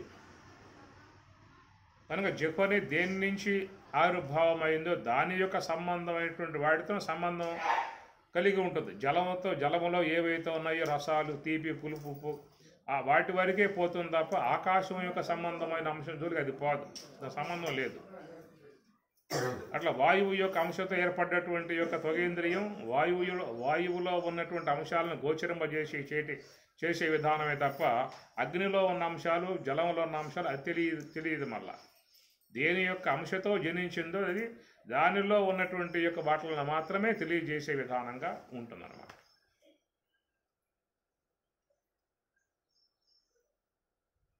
అందువల్ల ఈ విశ్వమంతా అగ్ని యొక్క సంబంధ రూపాలు. నీకు రూపం ఏర్పడింది ఎక్కడి నుంచి? అగ్ని కాడి నుంచి రూపం ఏర్పడింది. పైన రూపం లేదు, వాయువు రూపం లేదు, ఆకాశం రూపం లేదు. అని ఏవైతే చూస్తున్నామో ఈ విశ్వంలో అన్నీ కూడా అగ్ని యొక్క సంబంధ పదార్థాలే. ఇంత అగ్ని తీసేయి ఇంత బూడిద ఉంటుంది, మన దేహంలో అగ్ని తీసేయి ఇంత బూడిద ఉంటుంది. అగ్ని కనపడేది, ఆకారం అగ్ని నుంచే వచ్చిందన్నమాట. కాబట్టి ప్రకారంగా మనకు ఉన్నటువంటి యొక్క సెన్సస్, ఇంద్రియాలు అనేటువంటివి ఐదే ఉన్నాయి, 5 భూతాలే. కాబట్టి ఏది ఏ భూతం నుంచి ఆవిర్భావం అయ్యిందో అది దాని యొక్క అంశాన్నే తెలియజేస్తుంది తప్ప మరొక దాన్ని తెలియజేయమంటే మాత్రం అది నా వల్ల కాదు, నా పని కాదని చెప్పి అంటున్నాను అన్నమాట. ఎట్లయితే ఏ ఇంద్రియం ఏ భూతము నుంచి ఆవిర్భావం అయ్యిందో మనం ఆ ఇంద్రియం యొక్క సహకారంతో ఆ భూతము యొక్క సంబంధ అంశాన్ని మనం తెలుసుకుంటానికి తెలుసుకుంటూ ఉన్నాం. ఆకాశం యొక్క సంబంధమై ఉన్నటువంటి వాడు తెలుసుకోవాలని చెప్పనంటే మనం చెవినే వాడతాం. జలము యొక్క సంబంధమై ఉన్నటువంటి యొక్క వాడు తెలుసుకోవాలని చెప్పన్నట్లయితే నాలుకనే వాడాలి. పృథివీ యొక్క సంబంధమై ఉన్నటువంటి సుగంధము, దుర్గంధం లాంటివి తెలుసుకోవాలని చెప్పనంటే ఘ్రాణాన్నే వాడుకోవాలి. ఉన్నాయి కదా అని చెప్పిన ఉద్దేశంతో దాని విషయంలో దీని విషయంలో దాన్ని వాడటానికి వీలు లేదు. కనుక దేనికి అది పరిమితమై సంబంధములతో నిత్య సంబంధములతో ఉన్నాయి. అది నిత్య సంబంధములు కలిగి ఉన్నాయన్నమాట. నిత్య సంబంధం. చెవులా వినమాకండి అని చెప్పానండి, వింటూనే ఉంటుంది. కన్నా చూడమాకని చెప్పానండి, అది చూస్తూనే ఉంటుంది. నిత్య సంబంధముగా ఉన్నాయి అక్కడ. కనుక శబ్దములకు శ్రోత్రేంద్రియానికి, స్పర్శములకు త్వగేంద్రియానికి, రూపములకు నేత్రేంద్రియం ఎట్లా సంబంధములు కలిగి ఉన్నాయో ఆ సంబంధములు కలగటం కారణం ఏంటంటే వాటి నుంచి ఆవిర్భావమై వచ్చాయి కాబట్టి వాటితో సంబంధం పడ్డాయి. ఆ ప్రకారంగా మరి పారమార్థికమై ఉన్నటువంటి యొక్క బ్రహ్మముతో ఏదైనా సంబంధం కలిగి ఉన్నదా అనే విషయంగా చూసినట్లయితే ఆ బ్రహ్మముతో సంబంధం కలిగి ఉన్నటువంటి యొక్క వస్తువుని మనకి సోహం, హంస, పారమార్థికమై ఉన్నటువంటి యొక్క బ్రహ్మముతో అనుసంధానం కలిగి ఉన్నటువంటి యొక్క వస్తువు సాక్షాత్ సంబంధం కలిగి ఉన్నది. మనలో ఏదైనా ఉన్నదా అని చెప్పన్నట్లయితే అది శ్వాస అన్నారు. ఎందుకని చెప్పన్నట్లయితే మీకు నిద్రా సమయంలో జ్ఞానేంద్రియములు విశ్రాంతిని పొందుతాయి, కర్మేంద్రియములు విశ్రాంతిని పొందుతాయి, అంతరేంద్రియాలు విశ్రాంతిని పొందుతాయి. కానీ శ్వాస మాత్రం విశ్రాంతిని పొందదు. ఎందువల్ల అంటే అది బ్రహ్మముతో అనుసంధానం కలిగి ఉన్న వస్తువు కాబట్టి. విశ్రమణ విశ్రాంతి అనేటువంటి విధానం నీకు ఇంద్రియ పరిధిలో చేరి ఉన్నటువంటి అంశము. ఈ ఇంద్రియాలన్నీ కూడా సూక్ష్మదేహ భాగంలో చేరిపోయి ఉన్నాయి కనుక సూక్ష్మదేహం అనేది నిద్రా సమయంలో అజ్ఞానంలో సుషిప్తులో కనుక అది అస్తమించిందా అంటే దాంతోపాటు కర్మేంద్రియాలు ఉపశమిస్తాయి, జ్ఞానేంద్రియాలు ఉపశమిస్తాయి, అంతరేంద్రియాలు కూడా ఉపశమిస్తాయి. ఒకవేళ ఈ శ్వాస అనేటువంటిది కూడా సూక్ష్మదేహంలో భాగమై ఉన్నట్లయితే అది అంటారు. అది విశ్రమించే పరిస్థితి ఏర్పడుతుంది. ఇవన్నీ విశ్రమించినా కానీ శ్వాస మాత్రం సంచారం కలిగి ఉందని చెప్పనంటే దానికి వేరే దాని యొక్క అనుబంధం దానికి ఉందన్నమాట. నిత్యత్వపు లక్షణం కలిగి ఉన్నటువంటి బ్రహ్మముతో అనుసంధానం కలిగి ఉండటం కారణంగా అది ఎప్పుడూ కూడా మరి అది సంచారం అనేటువంటి యొక్క భాగమే కలిగి ఉందన్నమాట. ఇంకొక విషయం ఏంటంటే ఇక్కడ సర్వేశ్వరుడు కూడా ఏ యొక్క బ్రహ్మముతో అనుసంధానం కలిగి ఉన్నటువంటి ఒక వస్తువుగా ఆ యొక్క శ్వాసను చెబుతూ ఉన్నారో ఆ శ్వాసకు ఈ దేహాన్ని ముడేశాడు. కాబట్టి నీకు సూక్ష్మదేహములో ఉన్నటువంటి జ్ఞానేంద్రియములు, కర్మేంద్రియములు, అంతరేంద్రియాలు విశ్రాంతిని పొందవచ్చు, మళ్ళీ అవి వ్యవహారంలోకి రావచ్చు. ఇలాంటి ప్రక్రియ సూక్ష్మదేహం వరకే పరిమితమై ఉన్నది.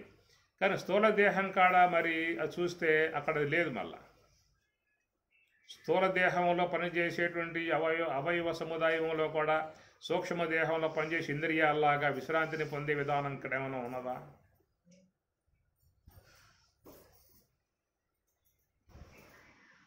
సూక్ష్మదేహం అలసిపోయి విశ్రాంతిని పొందినప్పుడు మరి స్థూల దేహంలో భాగాలు కూడా విశ్రాంతిని పొందాలి కదా, అలసిపోయినటువంటి అవి. మన ఆలయం లేవు. అవి లేవు, ఇవి లేవు. ఏది మన ఆలయం? అంటే ఇంద్రియాలు సూక్ష్మదేహము యొక్క పరిధిలో ఉండటం కారణంగా సూక్ష్మదేహం విశ్రమించినప్పుడు ఇంద్రియాలు మొత్తం కూడా ఉపశమిస్తాయి. క్రియారహితంగా అట్లా పడి ఉంటే మళ్ళా క్రియారూపకంగా రావటం లాంటి విధానం ఉన్నది. అది సూక్ష్మదేహ పరిధిలో చేరి ఉన్నటువంటి యొక్క అంశము. స్థూల దేహం కూడా ఉన్నాయి కదా అవయవాలు. సూక్ష్మదేహంగా ఎట్లా అవయవాలు ఉన్నాయో జ్ఞానేంద్రియాలు, కర్మేంద్రియాలు, అంతరేంద్రియాలు అట్లా అవయవాలుగా ఎట్లయితే ఉన్నాయో స్థూల దేహం యొక్క సంబంధ విధానంలో కూడా లోన పనిచేసేటువంటి యొక్క భాగాలు అవయవాలు అనేటువంటివి ఉన్నాయి. కానీ ఇవి సూక్ష్మదేహంలోని ఇంద్రియాలు ఎట్లా విశ్రాంతిని పొంది మళ్ళా వ్యవహారంగా వస్తూ ఉన్నాయో ఇక్కడ మాత్రం అలాంటి విధానం పెట్ల.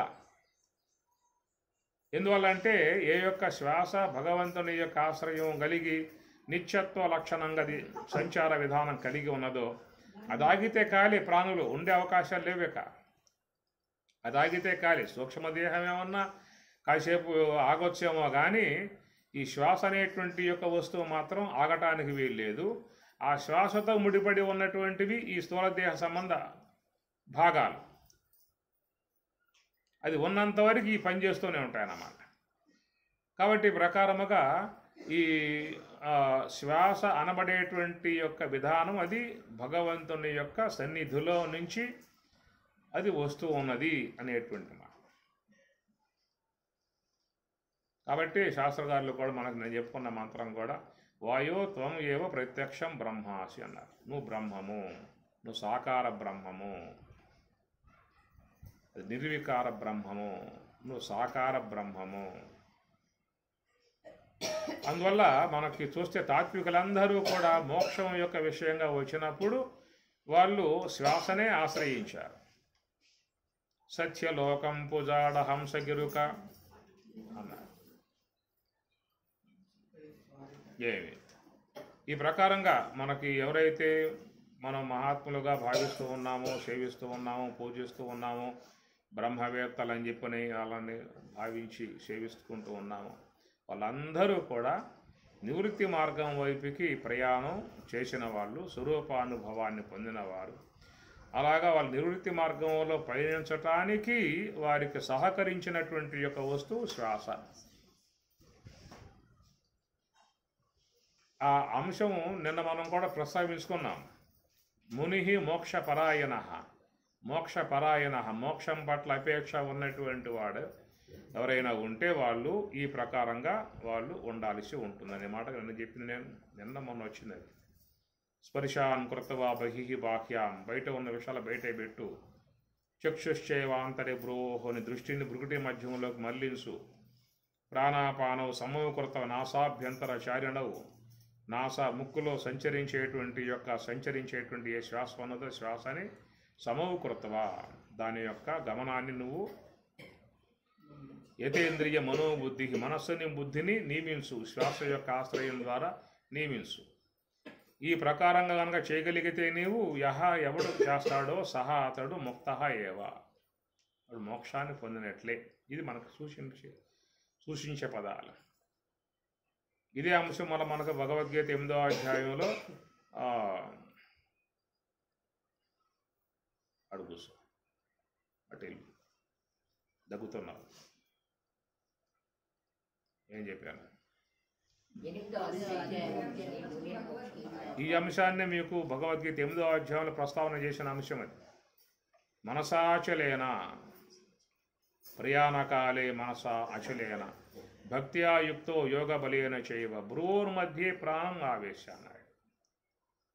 ఎప్పుడైతే నీ మనస్సుని అచలేన సంకల్పరహితముగా శ్వాస యొక్క ఆశ్రయం ద్వారా చేశావో అదేమవుతుంది అంటే, ఎప్పుడైతే మనస్సు శ్వాస గమనంలోకి వచ్చేసిందో ఈ మనస్సులో జరిగే పరిణామం ఏంటని చెప్పనంటే, దాంట్లో స్వామి చెప్పినట్లుగా సర్వసంకల్ప సన్యాసి, సంకల్పముల నుండి పూర్తి ఎడబడుతుంది అని చెప్పిన సూత్రం అదే కదా, సర్వసంకల్ప సన్యాసి. కనుక దాంట్లో ఏ సంకల్పము లేకుండా ఉండగలిగేటువంటి విధానం ఏంటని చెప్పనంటే, ఆ శ్వాస పరిధికి వచ్చేసినప్పుడు దాంట్లో ఏ సంకల్పము ఉండదు. సంకల్పరాహిత్యం కలిగినటువంటి యొక్క మనస్సు అది జడమైపోతుంది, లయమైపోతుంది. అది శ్వాస యొక్క ఆశ్రయం ద్వారా మనస్సులో ఉన్న వృత్తిని చేయటం కారణంగా ఈ మనస్సు ఏమవుతుందని చెప్పనంటే పూర్తిగా ఈ శ్వాసలో విలీనం చెందుతుంది. కారణం ఏంటంటే, ఈ శ్వాస అనేది వాయువు యొక్క పూర్ణమైనటువంటి యొక్క వాయు స్వరూపము. ఈ మనస్సు అనేది కూడా వాయు స్వరూపం. ఆకాశము యొక్క పరగభాగము వాయు అర్ధాంశమునకు అవకాశం ఇవ్వటం కారణంగా మనస్సు పుట్టెను. అది సాంఖ్యం అన్నమాట. ఆకాశం యొక్క పరగభాగము అగ్ని అర్ధాంశమునకు అవకాశం ఇవ్వటం కారణంగా బుద్ధి పుట్టెను. ఆకాశం యొక్క పరగభాగము జలార్ధాంశమునకు అవకాశం ఇవ్వటం వలన చిత్తం పుట్టెను. ఆకాశం యొక్క పరగభాగము పృథివీ అంశమునకు అవకాశం ఇవ్వటం కారణముగా అహంకారం పుట్టినది సాంఖ్యం చెప్పే మాట అన్నమాట. అందువల్ల అహంకారం ఎందువల్ల కఠినంగా ఉంటుందని చెప్పానంటే పృథ్వీ అంశం దాంట్లో చేరింది. చిత్తం ఎందువల్ల చంచలత్వం అని చెప్పానంటే దాంట్లో జలాంశం చేరింది. బుద్ధి ఎందువల్ల శుద్ధంగా ఉంటుందని చెప్పానంటే అగ్ని అంశం దాంట్లో చేరింది. మనసులో కదలికలు ఎందుకు ఏర్పడని చెప్పానంటే అది వాయువాంశం చేరింది అన్నమాట. కాబట్టి వాయువాంశము కలిగి ఉన్నటువంటి యొక్క ఈ మనస్సుని పూర్ణమైనటువంటి యొక్క వాయువు కలిగి ఉన్నటువంటి యొక్క శ్వాసతో అనుసంధానం చేసినప్పుడు రెండు కూడా అక్కడ మిళితమైపోతాయి. ఆ మిళితమైనప్పుడు ఏ సంకల్పము లేనప్పుడు దాని నుంచి అనుసరించి ఓ తన్మయ భావం ఏర్పడుతుంది, తన్మయత్వం ఏర్పడుతుంది, నివృత్తి మార్గం ఏర్పడుతుంది. అక్కడి నుంచి నీకు ఆ యొక్క మార్గంలో కలిగేటువంటి అనుభవాలన్నీ వచ్చేస్తాయి. వాళ్ళకి దైవీ సంబంధ అనుభవాలు వస్తాయి.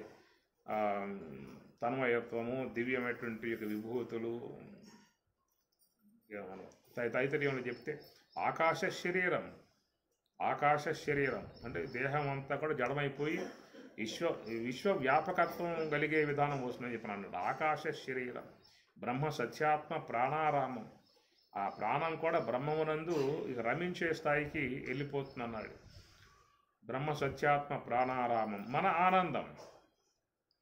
ఎప్పుడైతే ఈ యొక్క హంస యొక్క ఆశ్రయం ద్వారా మనస్సు సంకల్పాలను జడబడి తనలో ఉన్న మాలిన్యాలన్నింటినీ కూడా కడుక్కుంటుంది. అప్పుడు ఇంకోటి ఏంటంటే మనస్సులో అనేక జన్మలాగా ఉన్న మాలిన్యాలు ఉన్నాయి. ఈ మాలిన్యాలన్నీ పోవాలంటే ఈ హంస అనేటువంటి యొక్క దాని ద్వారానే మాలిన్యాలు పోగొట్టుకోవాల్సి ఉంటుంది.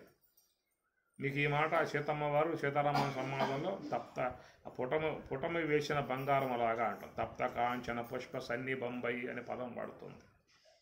తప్త కాంచన పుష్ప సన్నిబంబై అనగా అగ్నిలో బంగారం వేసినప్పుడు ఆ బంగారంలో ఉన్నటువంటి యొక్క మాలిన్యం అంతా కూడా కడగబడి అపరించి వస్తుంది. ఎట్లా పోతుంది? బంగారంలో ఉన్నటువంటి మాలిన్యం వస్త్రంలో ఉన్న మాలిన్యాన్ని ఏదో ప్రకారం తీసేసుకుంటూ ఉన్నాం. ఇతర పాత్రలకు ఉన్నటువంటి మాలిన్యాలను ఎట్లాగో పోగొట్టుకుంటూ ఉన్నాం. కానీ లోహములో ఉన్న మాలిన్యం పోవాలంటే అది అగ్ని ద్వారా శుద్ధం చేసుకోవాల్సింది. సరే, లోకంలో ఉన్నటువంటి ఈ యొక్క మాలిన్యాలు పోగొట్టుకుంటానికి ఈ విధంగా చేసావు. మనసులో ఉన్న మాలిన్యాలు పోవాలని చెప్పారంటే దానికి ఈ హంస యొక్క ఆశ్రయం. ఎందుకంటే హంస అనేది పరబ్రహ్మ స్వరూపం అన్నారు. బ్రహ్మము యొక్క సాకార ఆకారము, బ్రహ్మము నిరాకారము, బ్రహ్మము యొక్క సాకార ఆకారము. కనుక బ్రహ్మము ఎంత పవిత్రమై ఉన్నదో శ్వాస కూడా అంత పవిత్రమై ఉన్నటువంటిది. పవిత్రానాం పవిత్రంయో మంగళానాంచ మంగళం. పవిత్రానాం పవిత్రంయో మంగళానాంచ మంగళం. పవిత్ర వస్తువుల కల్లా పవిత్ర వస్తువు, మంగళ వస్తువుల కల్లా మంగళ వస్తువు. ఇది మంగళ వస్తువుల కల్లా మంగళకరమై ఉన్నటువంటి యొక్క వస్తువు కాబట్టి మన ఈ శరీరము 100 ఏళ్ల కాలం పాటు కూడా మంగళకరంగానే ఉండటం కారణం శ్వాస వల్లే. శ్వాస కనుక లేకపోయిందా అంటే ఆ యొక్క దేహానికి ఆ పూట నుంచే, ఆ క్షణం నుంచే పతనం ఆరంభమవుతుంది. 2 రోజులు దేహాన్ని పెట్టుకుని ఇంట్లో శ్వాస లేకుండా దేహాన్ని ఇంట్లో పెట్టుకుంటే, వారం పెట్టుకుంటే, నెల పెట్టుకుంటే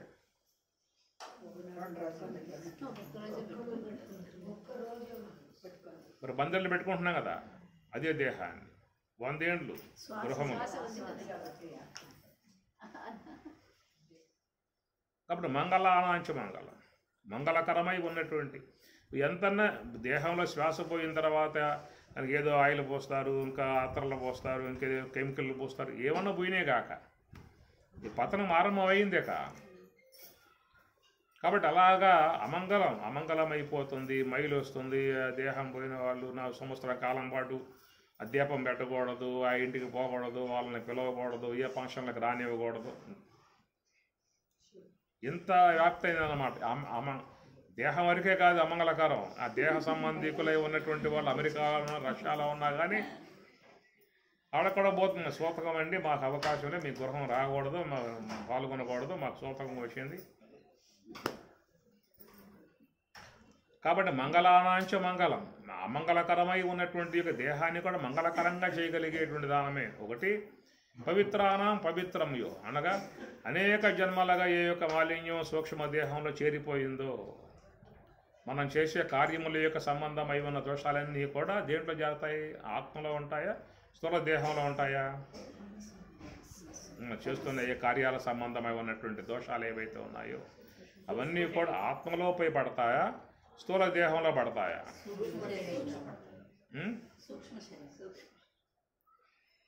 మన ఆత్మలో పెట్టుకో భద్రంగా ఉంటాయిగా.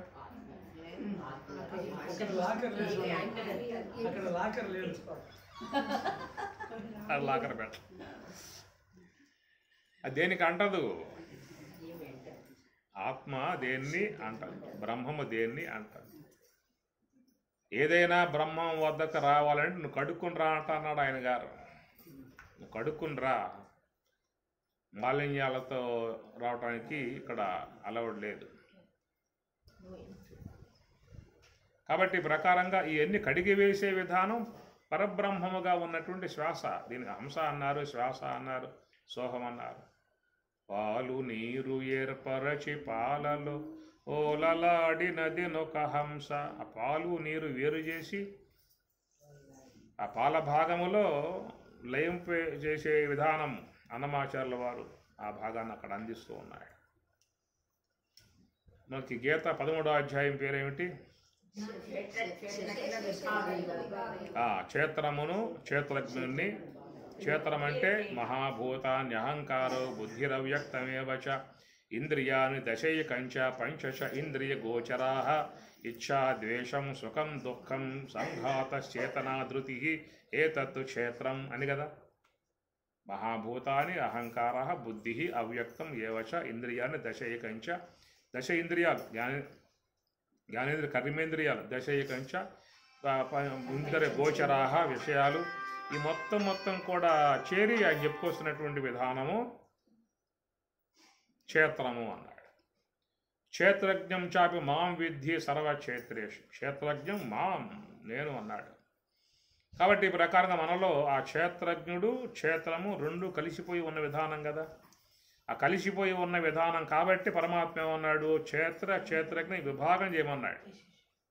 చేయండి చూద్దాం. వాడేమన్నా తొండ వేసుకుని కత్తి పట్టుకుని ఏమన్నా చేస్తారా? రెండు కూడా వేరువేరుగా మరి ఎట్లా చేస్తారు? ఆయన చేయమని చెప్పాడు. మొత్తానికి 13వ అధ్యాయంగా పేరు పెట్టేశాడు. క్షేత్ర విభాగం చెయ్యి, కోసేయ పన్నే. ఆయన గొయ్యిల ఆ యొక్క చికిధ్వజుడిని రంపం పెట్టి కోశారు లేదా? చికిధ్వజుడిని తల పైనుంచి కోస్తారు. నువ్వే చెప్పింది ఆ కథ నిన్న మొన్న, మర్చిపోయావు నువ్వే. ధ్వజస్తంభం ఎందుకు వచ్చింది? సరే, మయూర ధ్వజుడు, చికిధ్వజుడు, ఏదో ధ్వజం కదా అక్కడ, ఏదో ధ్వజం. మరి కోశారు లేదా? నమ్మబెట్టి కోశారు లేదా? కొయ్యి మరి. క్షేత్రజ్ఞ కొయ్యి. ఎట్లా చేస్తా? చేసే విధానం ఎట్లా ఎడ తెలుస్తుంది? ఆ రెండింటినీ కూడా వేరు చేయగలిగే విధానం శ్వాస అన్నాడు అన్నమయ్య. పాలు నీరు ఏర్పరిచి పాలలో పూలలాడినది ఒక హంస అంటే అక్కడ పోలిక అన్నమాట. ఆత్మ అనాత్మ అనే అంశాన్ని పాలు నీరుగా చేసిన విధానం కాబట్టి ఎట్లా పాలల్లో నీరు చేరిపోయే విధానం ఉంటుందన్నమాట. కలిసిపోతాయి రెండు. అట్లాగా ఈ యొక్క ఆత్మ అనాత్మ రెండు కూడా కలిసిపోయి ఉన్న విధానం మన దేహం. రెండు కలిసిపోయి ఉన్న చేతనము ఉన్నది, జడము ఉన్నది. కనుక ఆ రెండింటినీ కూడా వేరు చేయగలుగు అనే విధానంగా చెప్పుకొచ్చాడు. ఆ వేరు చేయగలిగే విధానం ఎవరికి ఉందని చెప్పానంటే ఒక్క శ్వాసకు మాత్రమే ఉన్నది.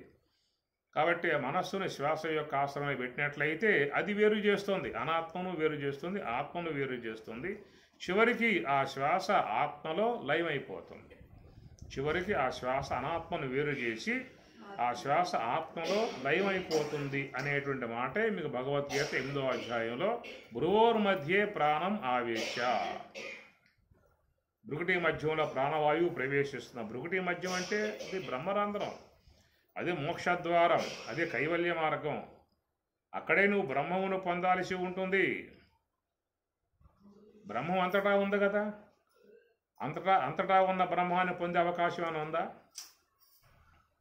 అంతటా ఉన్న బ్రహ్మాన్ని పొందే అవకాశం లేదు. ఇప్పుడు గోవు యొక్క శరీరంలో రోమరోమం పాలున్నాయి. ఆ పాలను పొందాలని పొదుక్కాడే పొందాలి. ఆ దేహానికి వస్తే పాలు వస్తాయి నీకు. దేహమంతా లేవా పాలు? దేహమంతా ఉన్నాయి. కానీ ఆ క్షీరాన్ని పొందాలని పొదుగ్గాడ మాత్రమే పొందాల్సి ఉంటుంది. అట్లాగా బ్రహ్మము అంతటా వ్యాపకమై ఉన్నది. అంతటా వ్యాపకమై ఉన్నప్పటికీ కూడా నీకు ఈ మాట 3వ అధ్యాయంలో వస్తుంది. తస్మాత్ సర్వగతం బ్రహ్మ నిత్యం యజ్ఞే ప్రతిష్ఠితం. ఏం చెప్పాను?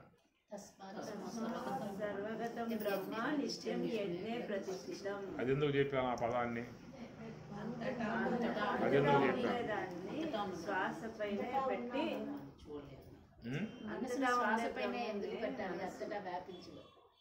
ఎందుకు చెప్పాను ఆ పదాన్ని? అంటే శ్వాస పైన పెట్టి శ్వాస మీద పెట్టి శ్లోకం చెప్పి మధ్యలో ఉంది పోయింది. ఎటో పోయారు మీరు. మీరు ఎటో పోయారు. మీరు ఎటో పోతారు. క్షణకాలం పోతే ఆ క్షణకాలం బిట్టు అక్కడ కట్ అయిపోతుంది అన్నమాట. అది ఉంటుంది, ఇది ఉంటుంది. ఈ మధ్యలో వచ్చింది ఉందా, అది పోతుంది అన్నమాట. ఏమైనా చెప్పు, నీ మధ్యలో బిట్టు నీకు పోయింది.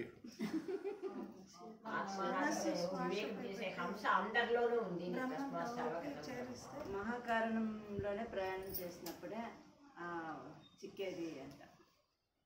అందుచేత గోవు యొక్క శరీరం అంతా కూడా క్షీరభాగం ఉన్నప్పటికీ కూడా దాన్ని పొందాలని పొదుగుగాడే పొందాల్సి ఉన్నట్లుగా ఈ విషయం మీద భగవంతుడు కూడా చెప్పే విషయంగా బ్రహ్మము అంతటా వ్యాపకమై ఉన్నటువంటి స్వరూపము, అంతటా వ్యాపకమై ఉన్నటువంటి స్వరూపమై ఉన్నప్పటికీ కూడా నిత్యం యజ్ఞే ప్రతిష్ఠితం. పొందుటకు యోగ్యముగా అక్కడ ఉందని చెప్పి అన్నాడు. తస్మాత్ సర్వగతం బ్రహ్మ, సర్వం ఏతద్ బ్రహ్మ, సర్వం ఏతద్ బ్రహ్మ, అయం ఆత్మ బ్రహ్మ అన్నాడు ఉపనిషత్కారుడు మాండుక్యం. అదే మాట పరమాత్మ ప్రస్తావిస్తూ తస్మాత్ ఆ కారణం చేత సర్వగతం బ్రహ్మ, అంతటా వ్యాపకమై ఉన్నటువంటి ఆ బ్రహ్మము నిత్యం ఎల్లప్పుడూ యజ్ఞే ప్రతిష్ఠితం, యజ్ఞమునందు ప్రతిష్ఠితై ఉన్నది. ప్రతిష్ఠత అనే పదం ఏంటని చెప్పానంటే దర్శనయోగ్యముగా ఉండేటువంటి యొక్క అంశాన్ని ప్రతిష్ఠ అంటారు. దేవతలు ఉన్నారు, ఎక్కడో వైకుంఠంలో స్వామి ఉన్నాడు, కైలాసంలో స్వామి ఉన్నాడు. అలాంటి స్వామిని దర్శించుకోవాలంటే, అభిషేకించుకోవాలంటే, అర్చించుకోవాలంటే, పూజించుకోవాలంటే ప్రతిష్ఠ చేసుకోవాలి. ఆలయ నిర్మాణం చేశాం, ఆ ఆలయంలో ఎక్కడో ఉన్నటువంటి ఆయన, మనకు సంబంధం లేదు, మనకేం తెలియదు. ఆయనను పురాణం ద్వారా విని మనకు అందుబాటులో తెచ్చుకోవటానికి, ఆయన దర్శించుకోవటానికి, నిత్యం దర్శించుకోవటానికి, ప్రార్థించుకోవటానికి, అర్చించుకోవటానికి అనుగుణ్యముగా ప్రతిష్ఠ అనేది చేయడం జరిగిందనమాట. ప్రతిష్ఠ అని చెప్పనంటే అర్థం దర్శనయోగ్యముగా చేసుకోవడం గల అంశమే ప్రతిష్ఠ అంటారు. ప్రతిష్ఠ, విగ్రహ ప్రతిష్ఠ అంటారు.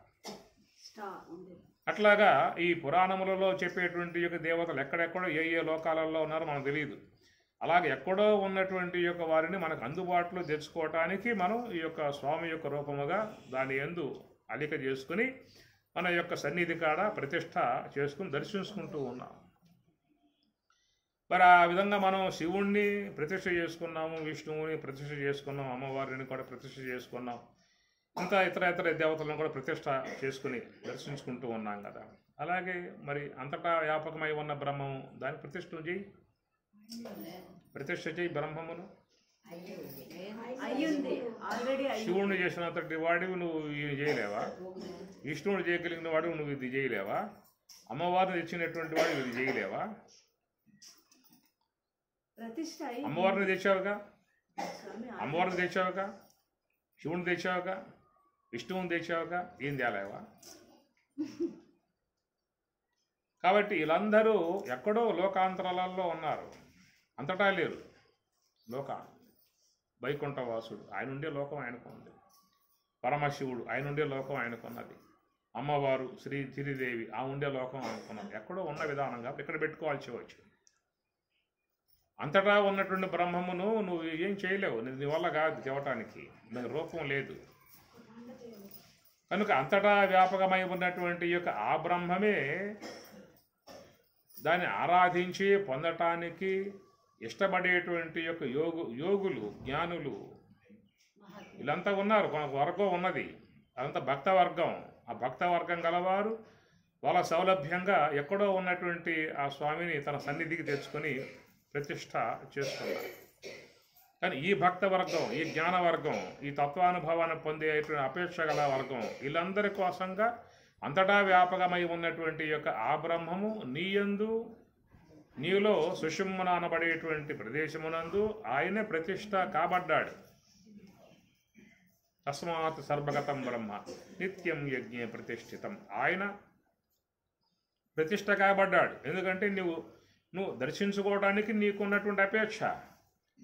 నివృత్తి మార్గంలో ప్రయాణం చేసేటువంటి వాళ్ళు యోగులు ఉన్నారు, జ్ఞానులు ఉన్నారు, తత్వవేత్తలు ఉన్నారు, ఋషులు ఉన్నారు. వీళ్ళందరూ కూడా ఆ వైపుకి ప్రయాణం కట్టారు. వాళ్ళు బ్రహ్మం వైపు ప్రయాణం కట్టారు.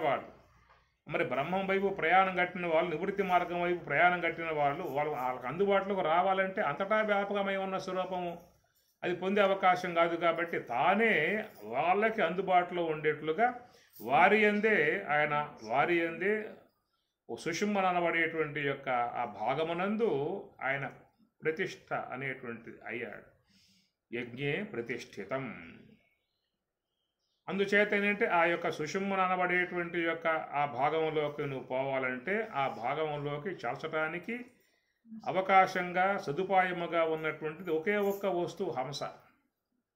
ఆ సుషుమ్న నుంచి పుట్టి వస్తూ ఉన్నది.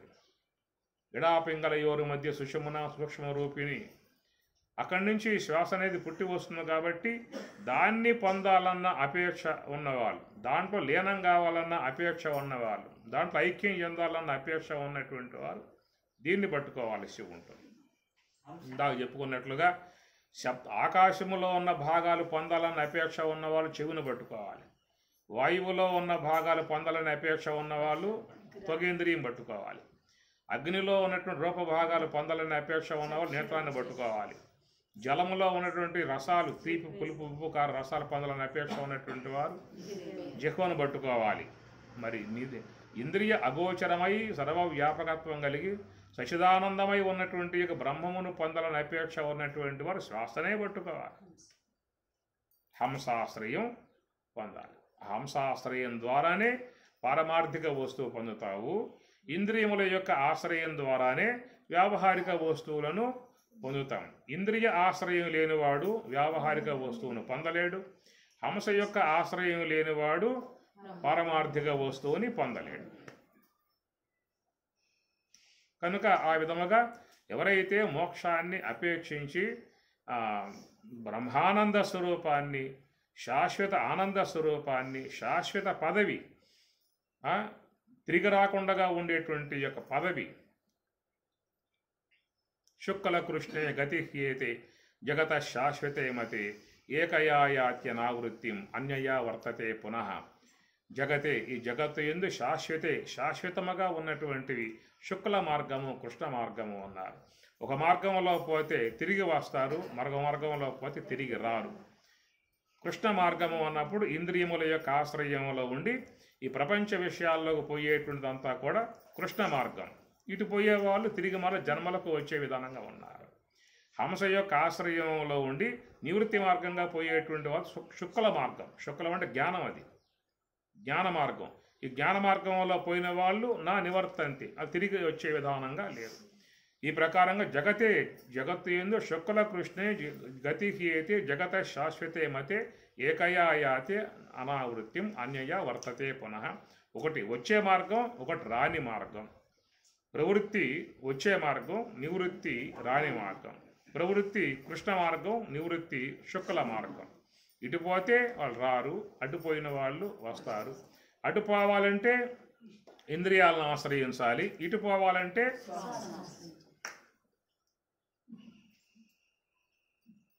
ఇమం యోగం ప్రోక్తవాన్. సూర్యునికి బోధించా, ఆయన మనువుకు బోధించాడు, విశ్వాకునికి బోధించాడు, ఇప్పుడు మీ అందరికీ బోధించాడు. ఓం సహనా భవతు సహనౌ భునక్తు సహ వీర్యం కరవావహై తేజస్వినావధీతమస్తు మా విద్విషావహై. ఓం శాంతి శాంతి శాంతి. హరి ఓం తత్సతు. శ్రీ గురుభ్యో నమః. హరి ఓం.